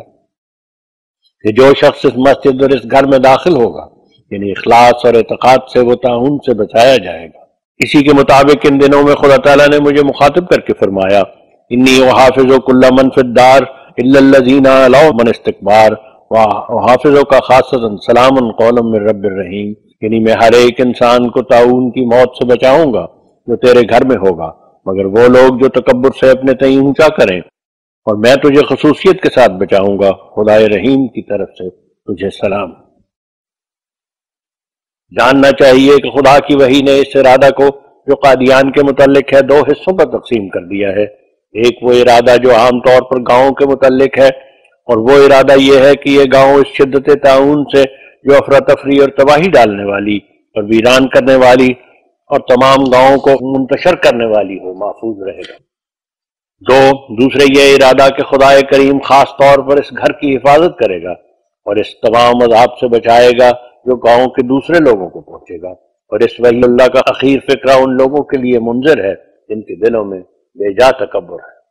اس لیے میں اپنی جماعت کو نصیحت کرتا ہوں کہ تکبر سے بچو، کیونکہ تکبر ہمارے خداوند ذوالجلال کی آنکھوں میں سخت مکروہ ہے، مگر تم شاید نہیں سمجھو گے کہ تکبر کیا چیز ہے، بس مجھ سے سمجھ لو کہ میں خدا کی روح سے بولتا ہوں۔ ہر ایک شخص جو اپنے بھائی کو اس لیے حقیر جانتا ہے کہ وہ اس سے زیادہ عالم یا زیادہ عقل مند یا زیادہ ہنرمند ہے، وہ متکبر ہے، کیونکہ وہ خدا کو سرچشمہ عقل اور علم کا نہیں سمجھتا اور اپنے تئیں کچھ چیز قرار دیتا ہے۔ کیا خدا قادر نہیں کہ اس کو دیوانہ کر دے اور اس کے اس بھائی کو جس کو وہ چھوٹا سمجھتا ہے اس سے بہتر عقل اور علم اور ہنر دے دے؟ ایسا ہی وہ شخص جو اپنے کسی مال یا جاہ و حشمت کا تصور کر کے اپنے بھائی کو حقیر سمجھتا ہے، وہ بھی متکبر ہے، کیونکہ وہ اس بات کو بھول گیا ہے یہ جاہ و حشمت خدا نے ہی اس کو دی تھی، اور وہ اندھا ہے اور وہ نہیں جانتا کہ وہ خدا قادر ہے کہ اس پر ایک ایسی گردش نازل کرے کہ وہ ایک دم میں اسفل السافلین میں جا پڑے، اور اس کے اس بھائی کو جس کو وہ حقیر سمجھتا ہے اس سے بہتر مال و دولت عطا کر دے۔ ایسا ہی وہ شخص جو اپنی صحت بدنی پر غرور کرتا ہے یا اپنے حسن اور جمال اور قوت اور طاقت پر راضا ہے اور اپنے بھائی کا ٹھٹھے اور استہزاء سے حقارت آمیز نام رکھتا ہے اور اس کے بدنی عیوب لوگوں کو سناتا ہے، وہ بھی متکبر ہے، اور وہ اس خدا سے بے خبر ہے کہ ایک دم میں اس پر ایسے بدنی عیوب نازل کرے کہ اس بھائی سے اس کو بدتر کر دے، اور وہ جس کی تحقیر کی گئی ہے ایک مدت دراز تک اس کے قوام میں برکت دے کہ وہ کم نہ ہوں اور نہ باطل ہوں، کیونکہ وہ جو چاہتا ہے کرتا ہے۔ ایسا ہی وہ شخص بھی جو اپنی طاقتوں پر بھروسہ کر کے دعا مانگنے میں سست ہے، وہ متکبر ہے، کیونکہ قوتوں اور قدرتوں کے سرچشموں کو اس نے شناخت نہیں کیا اور اپنے تئیں کچھ چیز سمجھا ہے۔ سو تم میں عزیزو ان تمام باتوں کو یاد رکھو، ایسا نہ ہو کہ تم کسی پہلو سے خدا تعالیٰ کی نظر میں متکبر ٹھہر جاؤ اور تم کو خبر نہ ہو۔ ایک شخص جو اپنے ایک بھائی کے ایک غلط لفظ کی تکبر کے ساتھ تصحیح کرتا ہے، اس نے بھی تکبر سے حصہ لیا ہے۔ ایک شخص جو اپنے بھائی کی بات کو تواضع سے سننا نہیں چاہتا اور منہ پھیر لیتا ہے، اس نے بھی تکبر سے حصہ لیا ہے۔ ایک غریب بھائی جو اس کے پاس بیٹھا ہے اور وہ قراءت کرتا ہے، اس نے بھی تکبر سے حصہ لیا ہے۔ ایک شخص جو دعا کرنے والے کو ٹھٹھے اور ہنسی سے دیکھتا ہے، اس نے بھی تکبر سے ایک حصہ لیا ہے۔ اور وہ جو خدا کے معمور اور مرسل کی پورے طور پر اطاعت کرنا نہیں چاہتا، اس نے بھی تکبر سے ایک حصہ لیا ہے۔ اور وہ جو خدا کے معمور اور مرسل کی باتوں کو غور سے نہیں سنتا اور اس کی تحریروں کو غور سے نہیں پڑھتا، اس نے بھی تکبر سے ایک حصہ لیا ہے۔ تو کوشش کرو کہ کوئی حصہ تکبر کا تم میں نہ ہو، تاکہ ہلاک نہ ہو جاؤ اور تاکہ تم اپنے اہل و عیال سمیت نجات پاؤ۔ خدا کی طرف جھکو اور جس قدر دنیا میں کسی سے محبت ممکن ہے تم اس سے کرو، اور جس قدر دنیا میں کسی سے انسان ڈر سکتا ہے تم اپنے خدا سے ڈرو۔ پاک دل ہو جاؤ اور پاک ارادہ، اور غریب اور مسکین اور بے شر تا تم پر رحم ہو۔ اب ہم پھر اپنے پہلے بیان کی طرف رجوع کر کے لکھتے ہیں کہ تعاون کے بارے میں پیش گوئی صرف براہین احمدیہ میں ہی نہیں، بلکہ براہین کے زمانہ سے جس کو 20 برس سے زیادہ عرصہ گزر گیا، اس زمانہ تک جس قدر کتابیں تالیف ہوئی ہیں یا اشتہار شائع ہوئے ہیں، اکثر میں یہ پیش گوئی موجود ہے۔ چنانچہ آج سے 8 برس پہلے یہی پیش گوئی رسالہ نور الحق میں، جو عربی رسالہ ہے، اس کے صفحہ 35، 36، 37، 38 میں کی گئی ہے، اور پھر آج سے 5 برس پہلے یہی پیش گوئی رسالہ سراج منیر کے صفحہ 59، 60 میں کی گئی، اور پھر آج سے 4 برس پہلے اشتہار تعاون مورخہ 6 فروری 1898 میں یہ پیش گوئی کی گئی، جس کے یہ الفاظ تھے کہ میں نے خواب میں دیکھا کہ خدا تعالیٰ کے ملائک ملک پنجاب کے مختلف مقامات میں سیاہ رنگ کے پودے لگا رہے ہیں، اور وہ درخت نہایت بد شکل اور سیاہ رنگ اور خوفناک اور چھوٹے قد کے ہیں۔ بعض درخت لگانے والوں سے میں نے پوچھا کہ یہ کیسے درخت ہیں، تو انہوں نے جواب دیا کہ یہ تعاون کے درخت ہیں جو عنقریب ملک میں پھیلنے والی ہے۔ دیکھو اشتہار تعاون مورخہ 6 فروری 1898، اور یہ رسائل اور یہ اشتہار لاکھوں انسانوں میں مشتہر ہو چکے ہیں، اور ظاہر ہے کہ اس قدر عظیم شان پیش گوئی کہ ایک مدت دراز تعاون کے وجود سے پہلے کی گئی، یہ انسان کا کام نہیں، اور اس سے یہ ثابت ہے کہ یہ تعاون محض اس لیے ملک پنجاب میں سب ملکوں سے زیادہ حملہ آور ہے کہ اسی ملک نے سب سے زیادہ خدا کی باتوں پر حملہ کیا، اور اسی ملک نے خدا کے معمور اور مرسل کے مقابل پر طریقہ رہزنی اختیار کیا۔ نہ آپ سلسلہ حقہ میں داخل ہوئے، نہ ہندوستان کے لوگوں کو داخل ہونے دیا، بس چونکہ خدا تعالیٰ کی نظر میں اول درجہ کا مخالف یہی ملک تھا، اس لیے اول درجہ کے تعاون سے اسی ملک نے حصہ لیا، اور اسی ملک کے لیے وہ دعا تھی جو تعاون کے لیے آج سے ایک مدت دراز پہلے میں نے مانگی تھی، جو قبول کی گئی، جس کے صدہ پرچے ملک میں شائع کیے گئے تھے، مگر افسوس کہ اس ملک کے لوگوں نے بڑی سنگ دلی ظاہر کی، خدا کے کھلے کھلے نشان دیکھے اور انکار کیا، وہ نشان جو ملک میں ظاہر ہوئے، جن کے ہزاروں بلکہ لاکھوں انسان گواہ ہیں، جن میں سے کسی قدر بطور نمونہ اسی کتاب میں لکھے جائیں گے، وہ 150 سے بھی کچھ زیادہ ہیں، لیکن اس ملک کے لوگ ابھی تک کہے جاتے ہیں کہ کوئی نشان ظاہر نہیں ہوا۔ تو اب بتلاؤ کہ کیا اب بھی تعاون ملک میں ظاہر نہ ہو؟ نشانوں کو دیکھنا اور پھر تکذیب کرنا، کیا اس سے زیادہ کوئی اور شرارت ہوگی؟ کیا خسوف کسوف رمضان میں نہیں ہوا؟ کیا شیعہ اور سنی دونوں فریق کی کتابوں میں یہ حدیثیں موجود نہیں؟ کیا بجز میرے کسی اور مدعی کے وقت ہوا؟ اور کون ہے جس نے کہا کہ یہ میرے لیے ہوا؟ اور یہ کہنا کہ یہ حدیث صحیح نہیں، یہ دوسرا ظلم ہے۔ اے نادانوں، جبکہ یہ حدیث سنیوں اور شیعوں دونوں فریق کی کتابوں میں موجود ہے، اور پھر علاوہ اس کے خدا نے حدیث کے مضمون کو واقعہ کر کے اس کی صحت ثابت کر دی، تو یہ حدیث تو اور تمام حدیثوں کی نسبت اول درجہ کی قوی ہو گئی، کیونکہ نہ صرف یہ کہ دو فریق اس کے محافظ چلے آئے ہیں، بلکہ خدا نے اس حدیث کی پیش گوئی کو پورا کر کے اس کی سچائی پر مہر کر دی، اور اس کے علاوہ یہ کہ پہلی کتابوں میں بھی مسیح موعود کی علامت خسوف و کسوف لکھا ہے، اور یہ حدیث کتاب دارقطنی اور اکمال الدین میں ہے، جس پر انہوں نے کوئی جرح نہیں کی۔ اور یہ امر کہ خسوف کسوف مہدی موعود کی علامت کیوں ٹھہرایا گیا؟ یہ اس بات کی طرف اشارہ ہے کہ اس کا انکار جو زمین پر ہو رہا ہے یہ موجب غضب الہی ہے، چنانچہ بعد اس کے زمین پر وہ غضب بذریعہ تعاون ظاہر ہو گیا۔ غرض اللہ تعالیٰ نے چاہا کہ لوگوں کی تنبیہ اور یاد دہانی کے لیے یہ نمونہ آسمان پر قائم کرے، اور نمونہ کے لیے کسوف خسوف دونوں کو اختیار کیا گیا ہے، کیونکہ آفتاب کی سلطنت دن پر ہے اور ماہتاب کی سلطنت رات پر، اسی طرح یہ امام موعود دونوں سلطنتوں کا مالک کیا گیا ہے، یعنی دین اسلام جو بطور دن کے ہے، اور دوسرے ادیان جو بطور رات کے ہیں، ان سب پر حکمرانی کرنے کے لیے یہ موعود آیا ہے، بس ایسے وقت میں کہ اس کے دن کی سلطنت میں بھی روکے اور حجاب ہیں، اور نیز رات کی سلطنت میں بھی روکے ہیں۔ حکمت الہی نے چاہا کہ آسمان پر کسوف خسوف کا انذاری نمونہ پیش کرے، اور اس نشان میں ظاہر کیا گیا ہے کہ جیسا کہ کسوف خسوف کچھ تھوڑی مدت کے بعد رفع اور دور ہو جاتا ہے اور یہ دونوں نیر اپنی اپنی سلطنت پر قائم ہو جاتے ہیں، ایسا ہی اس جگہ بھی ہوگا۔ سنی اور شیعہ دونوں گروہ اس کسوف خسوف کے 1300 برس سے منتظر تھے، مگر جب وہ ظاہر ہوا تو اس کی تکذیب کی گئی۔ کیا یہودیت کے کچھ اور بھی معنی ہیں؟ پھر دیکھو کہ قرآن اور حدیث دونوں بتلا رہے ہیں کہ مسیح کے زمانہ میں اونٹ بیکار ہو جائیں گے، یعنی ان کے قائم مقام کوئی اور سواری پیدا ہو جائے گی۔ یہ حدیث مسلم میں موجود ہے۔ اس کے الفاظ یہ ہیں وَيَتْرَكُنَّ الْخَلَاصَ فَلَا يَسْعَى عَلَيْهَا، اور قرآن کے الفاظ یہ ہیں وَإِذَا الْإِشَارُ عُطِّلَتْ۔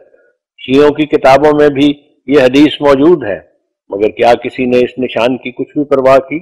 ابھی ان قریب اس پیشگوئی کا دلکش نظارہ مکہ اور مدینہ کے درمیان نمایاں ہونے والا ہے، جبکہ اونٹوں کی ایک لمبی قطار کی جگہ ریل کی گاڑیاں نظر آئیں گی، اور 1300 برس کی سواریوں میں انقلاب ہو کر ایک نئی سواری پیدا ہو جائے گی۔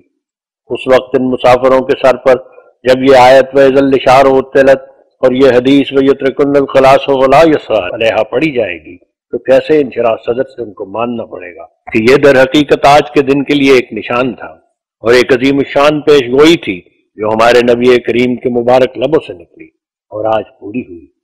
مگر افسوس اے تکذیب کرنے والو، تم کب باز آؤ گے؟ وہ کب دن آئے گا جو تمہاری بھی آنکھیں کھلیں گی؟ خدا کے نشان یوں برسے جیسے برسات میں مہ برستا ہے، مگر تمہاری خشکی دور نہ ہوئی۔ دیکھتے دیکھتے صدی کا 5واں حصہ بھی گزر گیا، مگر تمہارا کوئی مجدد ظاہر نہ ہوا۔ خدا نے نشانوں کے دکھلانے میں کمی نہ رکھی۔ کسوف خسوف رمضان میں بھی ہوا، اور بموجب حدیث کے ستارہ ذوالسنین بھی مدت ہوئی کہ نکل چکا، اور قرآن اور پہلی کتابوں اور سنیوں اور شیعوں کی حدیثوں کے موافق تعاون بھی ملک میں ظاہر ہو گئی، اور حج بھی روکا گیا، اور بجائے اونٹوں کے نئی سواریاں بھی پیدا ہو گئیں، اور کثرت سلیب کی ضرورت بھی سخت محسوس ہونے لگی، کیونکہ 29 لاکھ نو مرتد عیسائی پنجاب اور ہندوستان میں ظاہر ہو گیا، اور آدم سے 6000 برس بھی گزر گیا، مگر اب تک تمہارا مسیح نہ آیا۔ کیا خدا نے نشان نمائی میں کچھ کسر رکھی؟ کیا اس نے پیش گوئی کی شرطوں کے موافق آدم کی زندگی کا خاتمہ نہ کیا؟ کیا اس نے قطعی مدت اور میعاد کے موافق لیکرام کے فتنہ سے زمین کو پاک نہ کیا؟ کیا اس وقت جب کہ اعتراض کیا گیا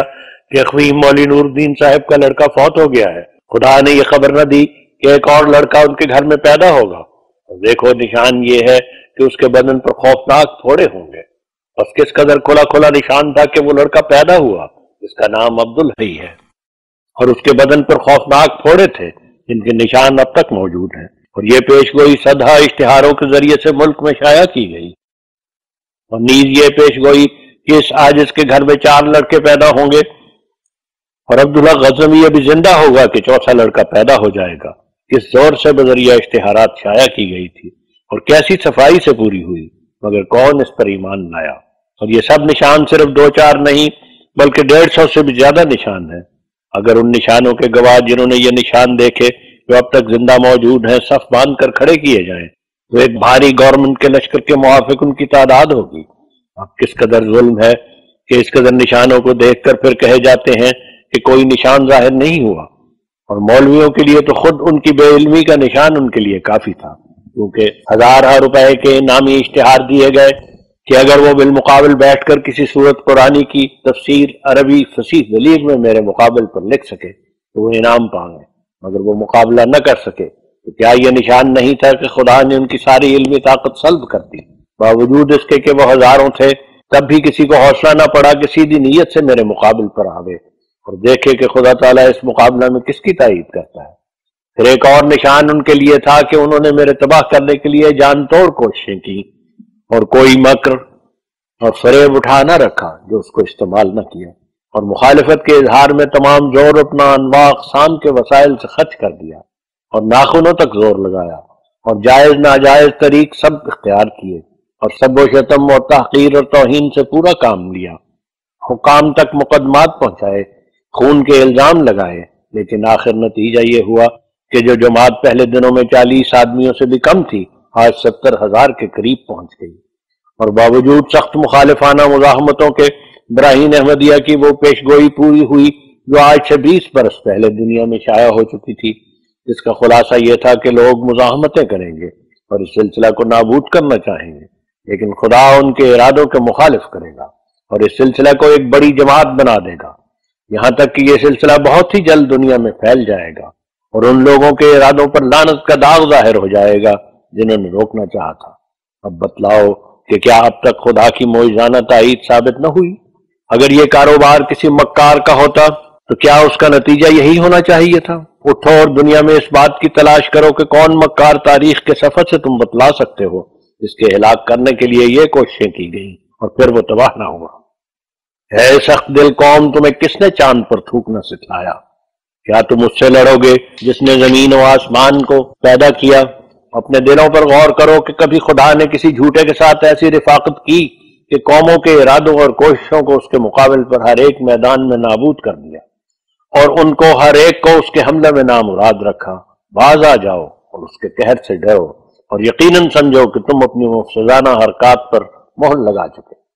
اگر خدا تمہارے ساتھ ہوتا تو اس قدر فریبوں کی تمہیں کچھ بھی حاجت نہ ہوتی، تم میں سے صرف ایک شخص کی دعا ہی مجھے نابود کر دے، مگر تم میں سے کسی کی دعا بھی آسمان پر نہ چڑھ سکی،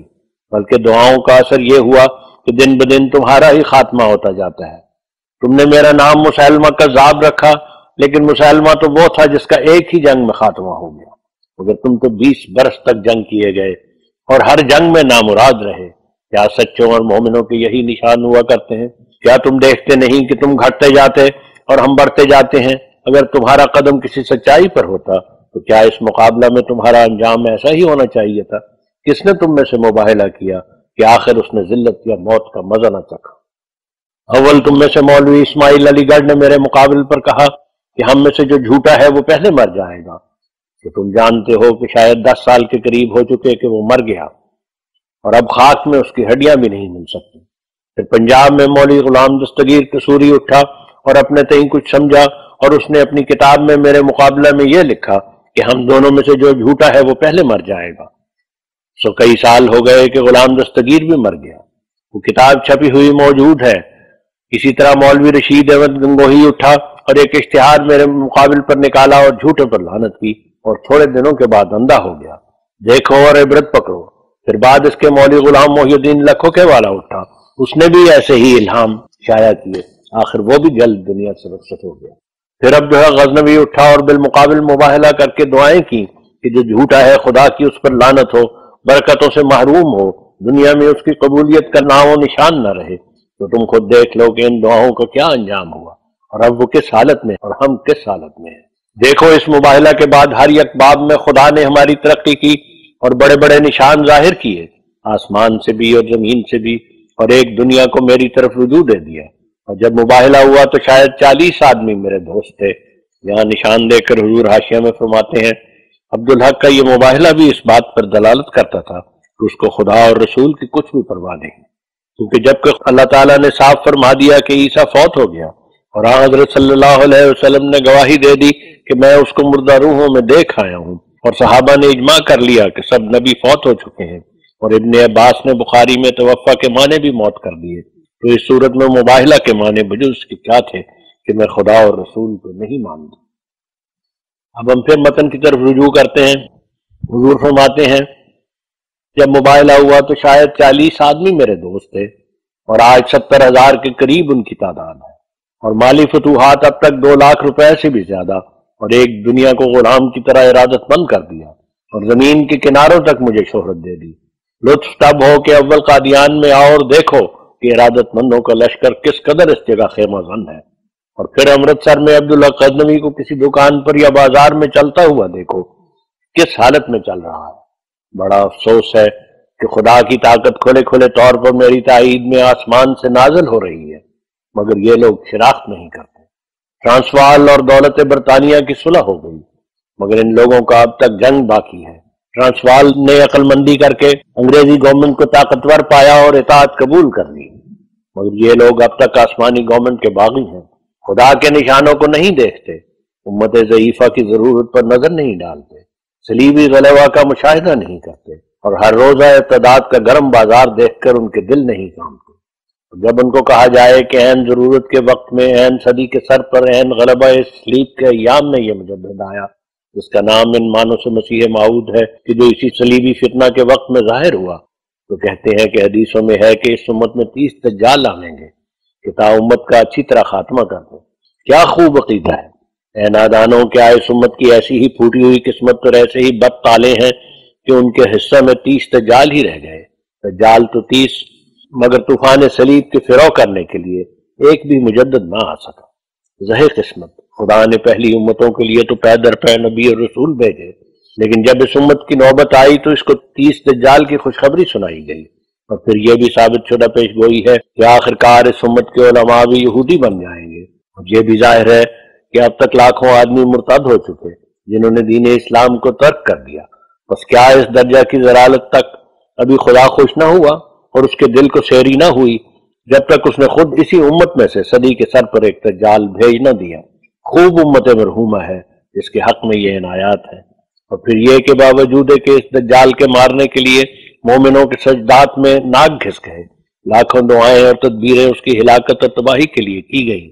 مگر خدا نہیں سنتا، منہ پھیر لیتا ہے۔ بلکہ برعکس اس کے یہ دجال برابر 30 برس سے ترقی کر رہا ہے اور دنیا میں آسمان کے نور کی طرف پھیلتا جاتا ہے۔ اس سے تو ثابت ہوتا ہے کہ یہ امت نہایت ہی بدقسمت ہے اور خدا کا پختہ ارادہ ہے کہ اس کو ہلاک کر دے۔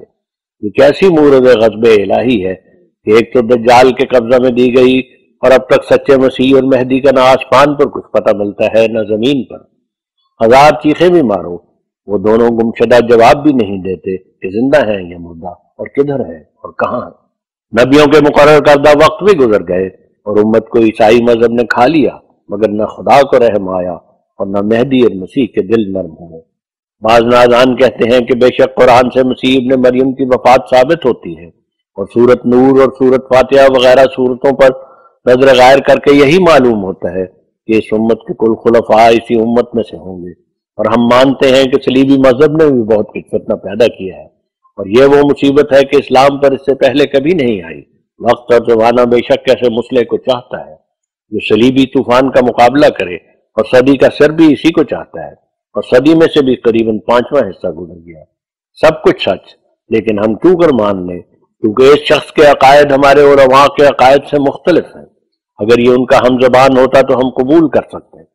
اب دیکھو کہ یہ خیالات ان کے کس قدر دیوانگی کے ہیں۔ جب آپ ہی قائل ہیں کہ عیسیٰ ابن مریم کی حیات اور نزول میں علماء غلطی پر ہیں، پھر خدا کا مرسل کیوں کر اس غلطی کو مان لیں؟ ماں سوائے اس کے جبکہ مسیح موعود کا نام حکم ہے تو اس کے لیے ضروری ہے کہ اسلام کے 72 فرقوں میں فیصلہ کرے اور بعض خیالات رد کرے اور بعض کی تصدیق کرے۔ یہ کیوں کر ہو سکے کہ جو حکم کہلاتا ہے وہ تمہارا سب رتب یابس کا ذخیرہ مان لے، پھر اس کے وجود سے فائدہ کیا ہوا اور کس وجہ سے اس کا نام حکم رکھا گیا؟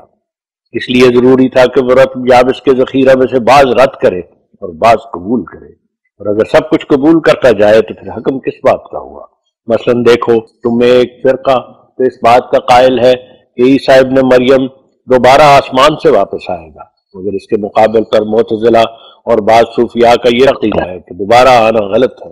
بلکہ مسیح ابن مریم فوت ہو چکا ہے اور آنے والا اسی امت میں سے ہوگا۔ اب بتلاؤ کہ میں نے کون سی زیادتی اور مخالفت اسلام کی؟ صرف یہ کیا کہ خدا سے وحی پا کر مسلمانوں کے 2 عقیدوں میں سے ایک عقیدے کو رد کر دیا اور اس کو مخالف قرآن اور مخالف اجماع صحابہ بتلایا، اور دوسرے عقیدہ کی تصدیق کی اور اس کے موافق اپنے تئیں ظاہر کیا۔ کیا حکم کے لیے ضروری تھا کہ تمہارے کئی فرقوں میں سے صرف اہل حدیث کی بات مانتا یا صرف حنفیوں کی بات قبول کرتا اور باقی تمام فرقوں کے تمام اجتہادی عقائد کو رد کر دیتا؟ تو اس صورت میں تو تم ہی حکم ٹھہرے نہ وہ۔ ہاں سچ ہے کہ ہر ایک عقیدہ جب عادت میں داخل ہو جاتا ہے تو اس کو چھوڑنا بہت مشکل ہو جاتا ہے۔ ہاں سچ ہے کہ ہر ایک عقیدہ جب عادت میں داخل ہو جاتا ہے تو اس کا چھوڑنا مشکل ہو جاتا ہے۔ یہی وجہ ہے کہ حضرت مسیح جو مدت کے فوت ہو چکے، آپ لوگوں کے خیال میں وہ اب تک بجسم عنصری آسمان پر بیٹھے ہیں، مگر سچ تو یہ ہے کہ آسمان پر نہیں بلکہ آپ لوگوں کے دل پر بیٹھے ہیں، اور پرانے عقیدوں کی وجہ سے ہر دم زبان پر نزول کر رہے ہیں۔ تم سے پہلے یہودیوں کو بھی یہی بلا پیش آئی تھی کہ ان کے نزدیک صحیح عقیدہ یہی تھا کہ الیاس آسمان سے نازل ہوگا تب مسیح آئے گا، لیکن جب حضرت مسیح آئے اور الیاس آسمان سے نازل نہ ہوا تو تو یہودیوں نے تکذیب کا وہ شور مچایا کہ آپ لوگوں کے شور اور ان کے شور میں فرق کرنا مشکل ہے۔ یہاں نشان دے کر حضور حاشیہ میں فرماتے ہیں، یہودیوں اور عیسائیوں اور مسلمانوں پر بباعث ان کے کسی پوشیدہ گناہ کے یہ ابتلا آیا کہ جن راہوں سے وہ اپنے موعود نبیوں کا انتظار کرتے رہے، ان راہوں سے وہ نبی نہیں آئے بلکہ چور کی طرح کسی اور راہ سے آ گئے۔ اب ہم دوبارہ متن کی طرف رجوع کرتے ہیں۔ حضور فرماتے ہیں، اور بڑے جوش سے حضرت عیسیٰ سے یہودیوں نے سوال کیا کہ ابھی الیاس تو دوبارہ دنیا میں آیا نہیں، تو تم کیوں کر سچا مسیح ٹھہر سکتے ہو؟ اب انہوں نے جواب دیا کہ الیاس تم میں موجود ہے جو یوحنا نبی ہے، یعنی یحییٰ، مگر کسی نے یہ جواب پسند نہ کیا، اور آج تک حضرت عیسیٰ کو اسی وجہ سے کافر کہا جاتا ہے کہ انہوں نے یہودیوں کے اجماعی عقیدہ کے برخلاف رائے ظاہر کی۔ اور عجیب تر یہ بات ہے کہ ہمارے مخالف قطع نظر اس سے جو ہماری دعوت کو مان لیں، وہ اپنا ذخیرہ ظنون شکوک کا ہمیں منوانا چاہتے ہیں، حالانکہ وہ اس خدا سے بالکل بے خبر ہیں جس سے نجات ملتی۔ جس حالت میں خدا نے ہم پر فضل کر کے ہمیں اپنی طرف سے نور بخشا، جس نور سے ہم نے اس کو پہچانا اور ہمیں نشان عطا فرمائے، جن نشانوں سے ہم نے اس کی ہستی اور صفات کاملہ پر یقین کر لیا، تو کیوں کر ہم اس نور اور معرفت اور یقین کو اپنے آپ سے دور کر دیں؟ ہم سچ سچ کہتے ہیں اور خدا ہمارے اس قول پر گواہ ہے کہ اگرچہ خدا تعالیٰ کی ہستی اور اسلام کی سچائی کا یقین قرآن کے ذریعے سے ہمارے پاس آیا، مگر خدا نے اپنی وحی تازہ کے ذریعے سے ہمیں اپنی خاص چمکاریں دکھلائیں، یہاں تک کہ ہم نے اس خدا کو دیکھ لیا جس سے ایک دنیا غافل ہے۔ اس کے دلکش نشانوں نے جو میرے علم میں ہزاروں تک پہنچ گئے، وہ دنیا کو ابھی صرف 150 نشان سے اطلاع ہوئی۔ مجھ میں وہ یقین اور بصیرت اور معرفت کا نور پیدا کیا جو مجھے اس تاریک دنیا سے ہزاروں کوس دور تک کھینچ کر لے گیا۔ اب اگرچہ میں دنیا میں ہوں مگر دنیا میں سے نہیں ہوں۔ اگر دنیا مجھے نہیں پہچانتی تو کچھ تعجب نہیں، کیونکہ ہر ایک چیز جو بہت دور اور بہت بلند ہے اس کا پہچاننا مشکل ہے۔ میں کبھی امید نہیں کرتا کہ دنیا مجھ سے محبت کرے، کیونکہ دنیا نے کبھی کسی راست باز سے محبت نہیں کی۔ مجھے اس سے خوشی ہے کہ مجھے گالیاں دی گئیں، دجال کہا گیا، کافر ٹھہرایا گیا، کیونکہ سورۃ فاتحہ میں ایک مخفی پیش گوئی موجود ہے، اور وہ یہ کہ جس طرح یہودی لوگ حضرت عیسیٰ کو کافر اور دجال کہہ کر مغضوب علیہم بن گئے، بعض مسلمان بھی ایسے ہی بنیں گے۔ اسی لیے نیک لوگوں کی یہ دعا سکھلائی گئی کہ وہ منم علیہم میں سے حصہ لیں اور مغضوب علیہم نہ بنے۔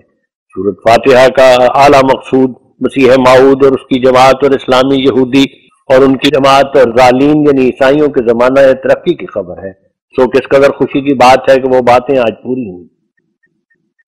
بالآخر میں ایک اور رویا لکھتا ہوں جو قانون کی نسبت مجھے ہوئی، اور وہ یہ کہ میں نے ایک جانور دیکھا جس کا قد ہاتھی کے قد کے برابر تھا، مگر منہ آدمی کے منہ سے ملتا تھا، اور بعض اعضاء دوسرے جانوروں سے مشابہ تھے، اور میں نے دیکھا کہ وہ یوں ہی قدرت کے ہاتھ سے پیدا ہو گیا، اور میں ایک ایسی جگہ پر بیٹھا ہوں جہاں چاروں طرف بن ہیں، جن میں بیل، گدھے، گھوڑے، کتے، سور، بھیڑیے، اونٹ وغیرہ ہر ایک قسم کے موجود ہیں، اور میرے دل میں ڈالا گیا کہ یہ سب انسان ہیں جو بدعملوں سے ان صورتوں میں ہیں۔ اور پھر میں نے دیکھا کہ وہ ہاتھی کی ضخامت کا جانور جو مختلف شکلوں کا مجموعہ ہے، جو محض قدرت سے زمین میں سے پیدا ہو گیا ہے، وہ میرے پاس آ بیٹھا ہے، اور کتب کی طرف اس کا منہ ہے، خاموش صورت ہے، آنکھوں میں بہت حیا ہے، اور بار بار چند منٹ کے بعد ان بنوں میں سے کسی بن کی طرف دوڑتا ہے، اور جب بن میں داخل ہوتا ہے تو اس کے داخل ہونے کے ساتھ ہی شور قیامت اٹھتا ہے، اور ان جانوروں کو کھانا شروع کرتا ہے، اور ہڈیوں کے چابنے کی آواز آتی ہے۔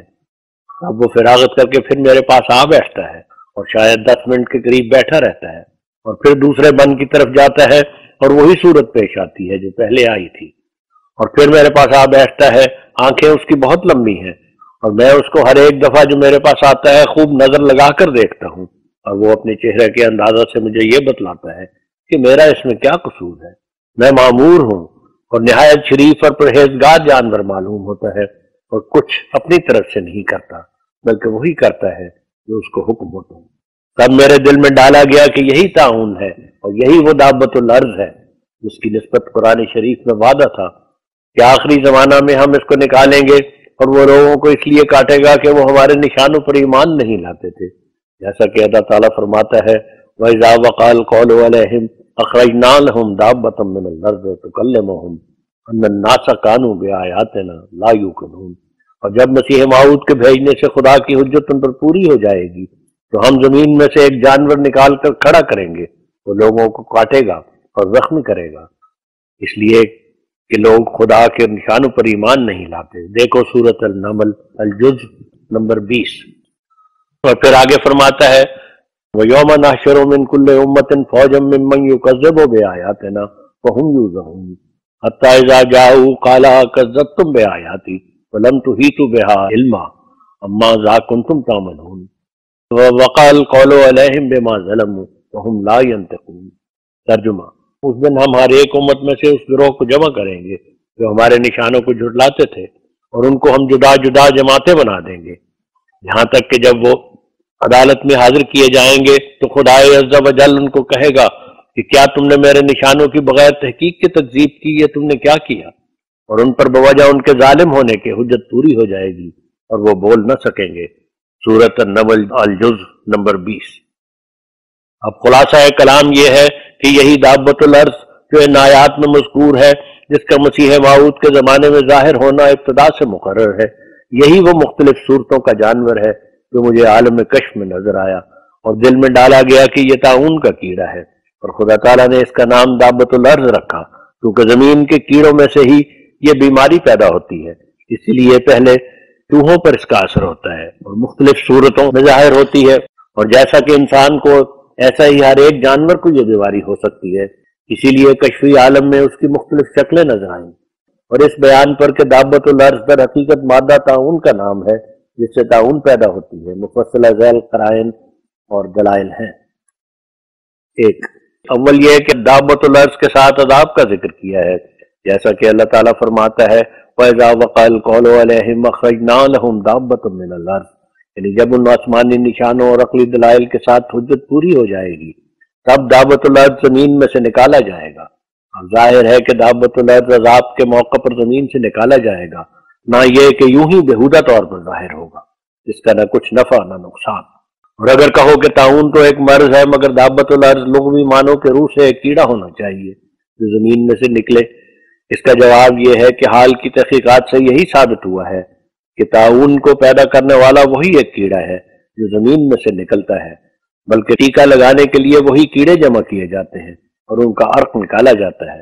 اور خوردبین سے ثابت ہوتا ہے کہ ان کی شکل یوں ہے، یعنی بشکل دو نقطہ، گویا آسمان پر بھی نشان کسوف خسوف دو کے رنگ میں ظاہر ہوا اور ایسا ہی زمین میں۔ دو، دوسرا قرینہ یہ ہے کہ قرآن شریف کے بعض مقامات بعض کی تفسیر ہے، اور ہم دیکھتے ہیں کہ قرآن شریف میں جہاں کہیں یہ مرکب لفظ آیا ہے اس سے مراد کیڑا لیا گیا ہے، مثلا یہ آیت فَلَمَّا قَضَيْنَا عَلَيْهِ الْمَوْتَ مَا دَلَّهُمْ عَلَىٰ مَوْتِهِ إِلَّا دَابَّةُ الْأَرْضِ تَأْكُلُ مِنْ سَأْتَهُ، یعنی ہم نے سلیمان پر جب موت کا حکم جاری کیا تو جنات کو کسی نے ان کے مرنے کا پتہ نہ دیا مگر گھن کے کیڑے نے کہ جو سلیمان کے عصا کو کھاتا تھا۔ سورۃ السبا الجزء نمبر 22۔ اب دیکھو اس جگہ بھی ایک کیڑے کا نام دابۃ الارض رکھا گیا، بس اس سے زیادہ دابۃ الارض کے اصلی معنوں کی دریافت کے لیے اور کیا شہادت ہوگی کہ خود قرآن شریف نے اپنے دوسرے مقام میں دابۃ الارض کے معنی کیڑا کیا ہے، سو قرآن کے برخلاف اس کے اور معنی کرنا یہی تحریف اور الحاد اور دجل ہے۔ تین، تیسرا قرینہ یہ ہے کہ آیت میں صریح معلوم ہوتا ہے کہ خدا کے نشانوں کی تکذیب کے وقت میں کوئی امام الوقت موجود ہونا چاہیے، کیونکہ وقال قول علیہم کا فقرہ یہی چاہتا ہے کہ تمام حجت کے بعد یہ عذاب ہو، اور یہ تو متفق علیہ عقیدہ ہے کہ خروج دابۃ الارض آخری زمانہ میں ہوگا جبکہ مسیح موعود ظاہر ہوگا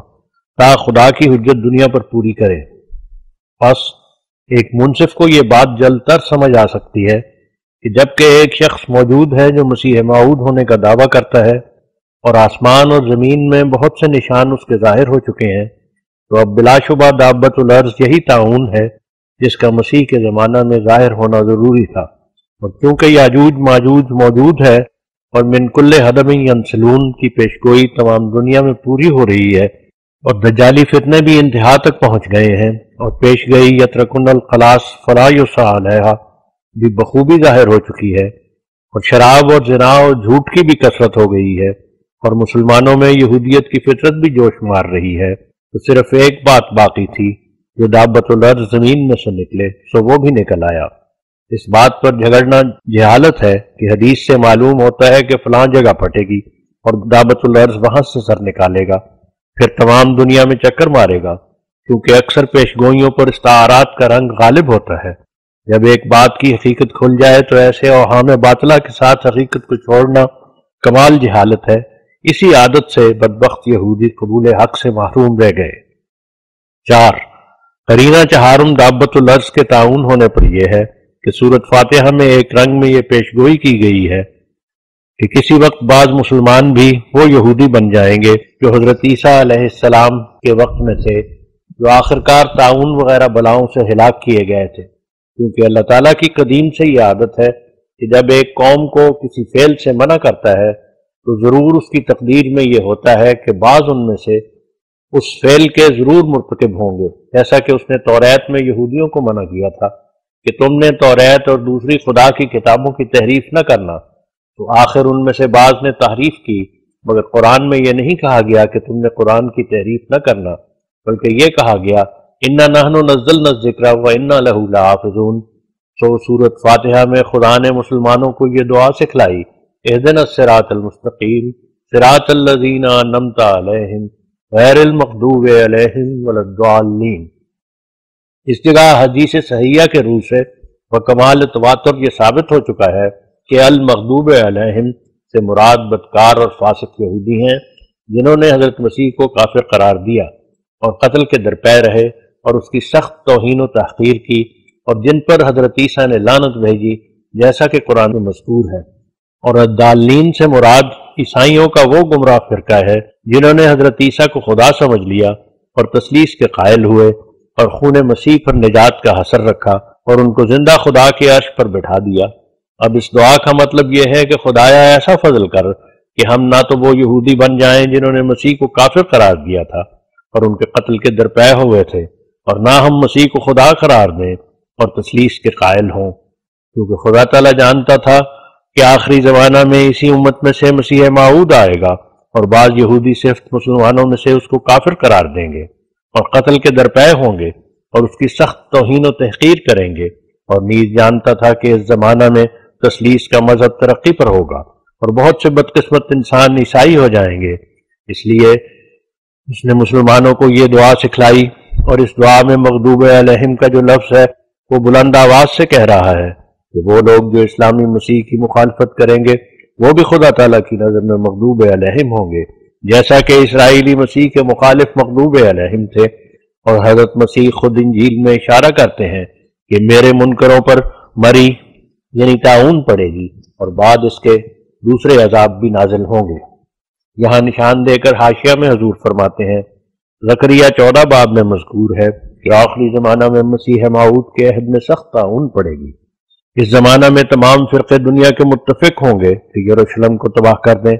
تب انہی دنوں میں طاعون پھوٹے گی، اور اسی دن یوں ہوگا کہ جیتا پانی یروشلم سے جاری ہوگا، یعنی خدا کا مسیح ظاہر ہو جائے گا۔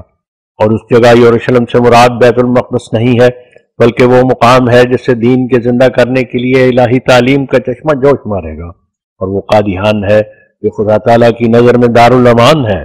خدا تعالیٰ نے جیسا کہ اس امت کے خاتم الخلفاء کا نام مسیح رکھا، ایسا ہی اس کے خروج کی جگہ کا نام یروشلم رکھ دیا اور اس کے مخالفوں کا نام یہود رکھ دیا۔ اب ہم دوبارہ متن کی طرف رجوع کرتے ہیں۔ حضور فرماتے ہیں اور بعد اس کے دوسرے عذاب بھی نازل ہوں گے، اس لیے ضروری تھا کہ مسیح اسلامی کی تائید میں بھی یہ باتیں ظہور میں آتی۔ اور بھی دلائل اس بات پر بہت ہیں کہ یہی دابت الارض جس کا قرآن شریف میں ذکر ہے طاعون ہے، تو بلا شبہ یہ زمینی بیماری ہے اور زمین میں سے ہی نکلتی ہے۔ اس سے محفوظ رہنے کے لیے بعد اس کے جو ایک شخص اس جماعت میں داخل ہو اور تقوی اختیار کرے، تکرار سورۃ فاتحہ کا حضور دل سے اور اس کے معنوں پر قائم ہونے سے بہت مؤثر ہے۔ جو شخص طاعون کی ناگہانی آفات سے بچنا چاہتا ہے اس کے لیے اس سے بہتر اور کوئی ذریعہ نہیں کہ خدائے قادر و ذوالجلال پر سچا ایمان لائے اور اپنے تمام اعضاء کو معاصی سے بچاوے اور دین کو اور دینی خدمات کو دنیا پر مقدم رکھ لے، اور اس سلسلہ حقہ میں صدق اور اخلاص کے ساتھ داخل ہو جائے اور دلی جوش کے ساتھ دعا میں لگا رہے، اور اپنی عورتوں کو جن کے شر کے بعد اثر میں وہ بھی شریک ہو سکتا ہے غافلانہ زندگی سے بچاوے، اور کوشش کرے کہ اس کے گھر میں ذکر الہی ہو، پھر اس کے ساتھ قرآن شریف کے جمیع احکام کا پابند ہو کر ظاہری پلیدیوں اور ناپاکیوں سے بھی اپنے گھر کو صاف رکھے۔ جو شخص ظاہری پلیدیوں سے نفرت نہیں رکھتا اور اس کے گھر کا صحن ناپاک رہتے ہیں، وہ اندرونی پاکیزگی میں بھی سست ہو سکتا ہے۔ تو تم کوشش کرو کہ تمہارے گھر کا کوئی بھی حصہ ناپاک نہ ہو، اور نہ ناپاک پانی اور کیچڑ بدروں میں کھڑا رہے، اور نہ کپڑے میلے کچیلے رہیں۔ یہ خدا تعالیٰ کا حکم ہے جو قرآن شریف میں آ چکا ہے۔ ایسے احکام جو خدا تعالیٰ کی کتاب میں آئے ہیں وہ اس لیے آئے ہیں تا تم سمجھو کہ جسمانی سلسلے کو روحانی سلسلہ سے ایک تعلق ہے، تو تم نہ تو ظاہری طور پر زمین کے نجس حصوں کی طرف جھکو اور نہ روحانی طور پر، بلکہ اگر ممکن ہو تو اوپر کے مکانوں میں رہو اور ہوادار اور روشن مکان اختیار کرو، اور نہ تم باطنی طور پر زمین کی طرف جھکو بلکہ آسمان میں سے حصہ لو۔ یہ جو اللہ تعالیٰ نے قرآن شریف میں فرمایا کہ وہ دابت الارض یعنی طاعون کا کیڑا زمین میں سے نکلے گا، اس میں یہی بھید ہے کہ تا وہ اس بات کی طرف اشارہ کرے کہ وہ اس وقت نکلے گا کہ جب مسلمان اور ان کے علماء زمین کی طرف جھک کر خود دابت الارض بن جائیں گے۔ ہم اپنی بعض کتابوں میں یہ لکھ آئے ہیں کہ اس زمانہ کے ایسے مولوی اور سجادہ نشین جو متقی نہیں ہیں اور زمین کی طرف جھکے ہوئے ہیں، یہ دابت الارض ہیں، اور اب ہم نے اس رسالہ میں یہ لکھا ہے کہ دابت الارض طاعون کا کیڑا ہے۔ ان دونوں بیانوں میں کوئی شخص تناقض نہ سمجھے۔ قرآن شریف ذو المعارف ہے اور کئی وجوہ سے اس کے معنی ہوتے ہیں۔ یہاں حضور نے نشان دے کر حاشیہ میں تحریر فرمایا ہے، جس طرح اللہ تعالیٰ نے نباتات وغیرہ میں بھی کئی قسم کے خواص رکھے ہیں، مثلا ایک بوٹی دماغ کو قوت دیتی ہے اور ساتھ ہی جگر کو بھی مفید ہے، اسی طرح قرآن شریف کی ہر ایک آیت مختلف قسم کے معارف پر دلالت کرتی ہے۔ اب ہم دوبارہ متن کی طرف رجوع کرتے ہیں۔ حضور فرماتے ہیں، قرآن شریف ذو المعارف ہے اور کئی وجوہ سے اس کے معنی ہوتے ہیں جو ایک دوسرے کی ضد نہیں، اور جس طرح قرآن شریف یک دفعہ نہیں اترا، اسی طرح اس کے معارف بھی دلوں پر یک دفعہ نہیں اترتے۔ اسی بنا پر محققین کا یہی مذہب ہے کہ حضرت صلی اللہ علیہ وسلم کے معارف بھی یک دفعہ آپ کو نہیں ملے، بلکہ تدریجی طور پر آپ نے علمی ترقیات کا دائرہ پورا کیا ہے۔ ایسا ہی میں ہوں جو بروزی طور پر آپ کی ذات کا مظہر ہوں۔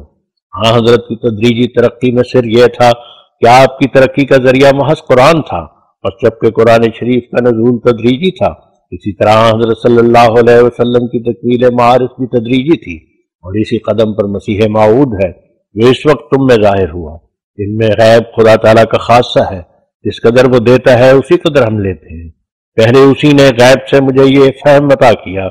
کہ ایسے سست زندگی والے جو خدا اور اس کے رسول پر ایمان تو لاتے ہیں مگر عملی حالت میں بہت کمزور ہیں، یہ لوگ دابت الارض ہیں، یعنی زمین کے کیڑے ہیں، آسمان سے ان کو کچھ حصہ نہیں۔ اور مقدر تھا کہ آخری زمانہ میں یہ لوگ بہت ہو جائیں گے اور اپنے ہونٹوں سے اسلام کی شہادت دیں گے، مگر ان کے دل تاریکی میں ہوں گے۔ یہ تو وہ معنی ہیں جو پہلے ہم نے شائع کیے، اور یہ معنی بجائے خود صحیح اور درست ہیں۔ اب ایک اور معنی خدا تعالیٰ کی طرف سے اس آیت کے متعلق کھولے جن کو ابھی ہم نے بیان کر دیا ہے، یعنی یہ کہ دابت الارض سے مراد وہ کیڑا بھی ہے جو مقدر تھا، جو مسیح موعود کے وقت میں زمین سے نکلے اور دنیا کو ان کی بدعمالیوں کی وجہ سے تباہ کرے۔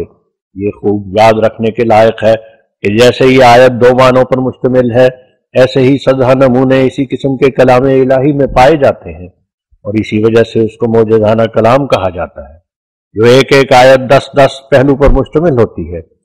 اور وہ تمام پہلو صحیح ہوتے ہیں، بلکہ قرآن شریف کے حروف اور ان کے اعداد بھی معارف مخفیہ سے خالی نہیں ہوتے۔ مثلا سورۃ والعصر کی طرف دیکھو، ظاہری معنوں کی روح سے یہ بتلاتی ہے کہ یہ دنیاوی زندگی جس کو انسان اس قدر غفلت سے گزار رہا ہے، آخر یہی زندگی ابدی خسران اور وبال کا موجب ہو جاتی ہے، اور اس خسران سے وہی بچتے ہیں جو خدائے واحد پر سچے دل سے ایمان لے آتے ہیں کہ وہ موجود ہے، اور پھر ایمان کے بعد کوشش کرتے ہیں کہ اچھے اچھے عملوں سے اس کو راضی کریں، اور پھر اسی پر کفایت نہیں کرتے بلکہ چاہتے ہیں کہ اس راہ میں ہمارے جیسے اور بھی ہوں جو سچائی کو زمین پر پھیلاؤں اور خدا تعالیٰ کے حقوق پر کاربند ہوں اور بنی نوع پر بھی رحم کریں۔ لیکن اس صورت کے ساتھ یہ ایک عجیب معجزہ ہے کہ اس میں آدم کے زمانہ سے لے کر حضرت کے زمانہ تک دنیا کی تاریخ ابجد کے حساب سے یعنی حساب جمل سے بتلائی گئی ہے۔ غرض قرآن شریف میں ہزارہا معارف و حقائق ہے اور در حقیقت شمار سے باہر ہے۔ اسی بنا پر قرآن شریف فرماتا ہے کہ آخری زمانہ میں دو قسم کے دابت الارض پیدا ہو جائیں گے، ایک تو علماء بے عمل جن کے دل زمین کے ساتھ چسپاں ہوں گے اور زمین کی شہرت چاہیں گے، دوسرے طاعون کا کیڑا جو بطور سزا ہی ظاہر ہوگا۔ تو اس زمانہ میں دونوں باتیں ظہور میں آ گئیں، اور دراصل حدیثوں میں ان دونوں باتوں کی طرف اشارہ ہے۔ صحیح مسلم کی ایک حدیث میں صاف لکھا ہے کہ مسیح موعود کے وقت میں ملک میں طاعون پھوٹے گی، اور شیعہ کی کتابوں کی حدیثوں میں بھی طاعون کا ذکر ہے، اور پھر ساتھ اس کے یہ بھی ذکر ہے کہ اس وقت اکثر علماء یہودی شفٹ ہو جائیں گے، یعنی محض زمین کے کیڑے ہو جائیں گے۔ دیکھو یہ دونوں پہلو جو قرآن شریف میں سے نکلتے ہیں حدیث سے ثابت ہوئے۔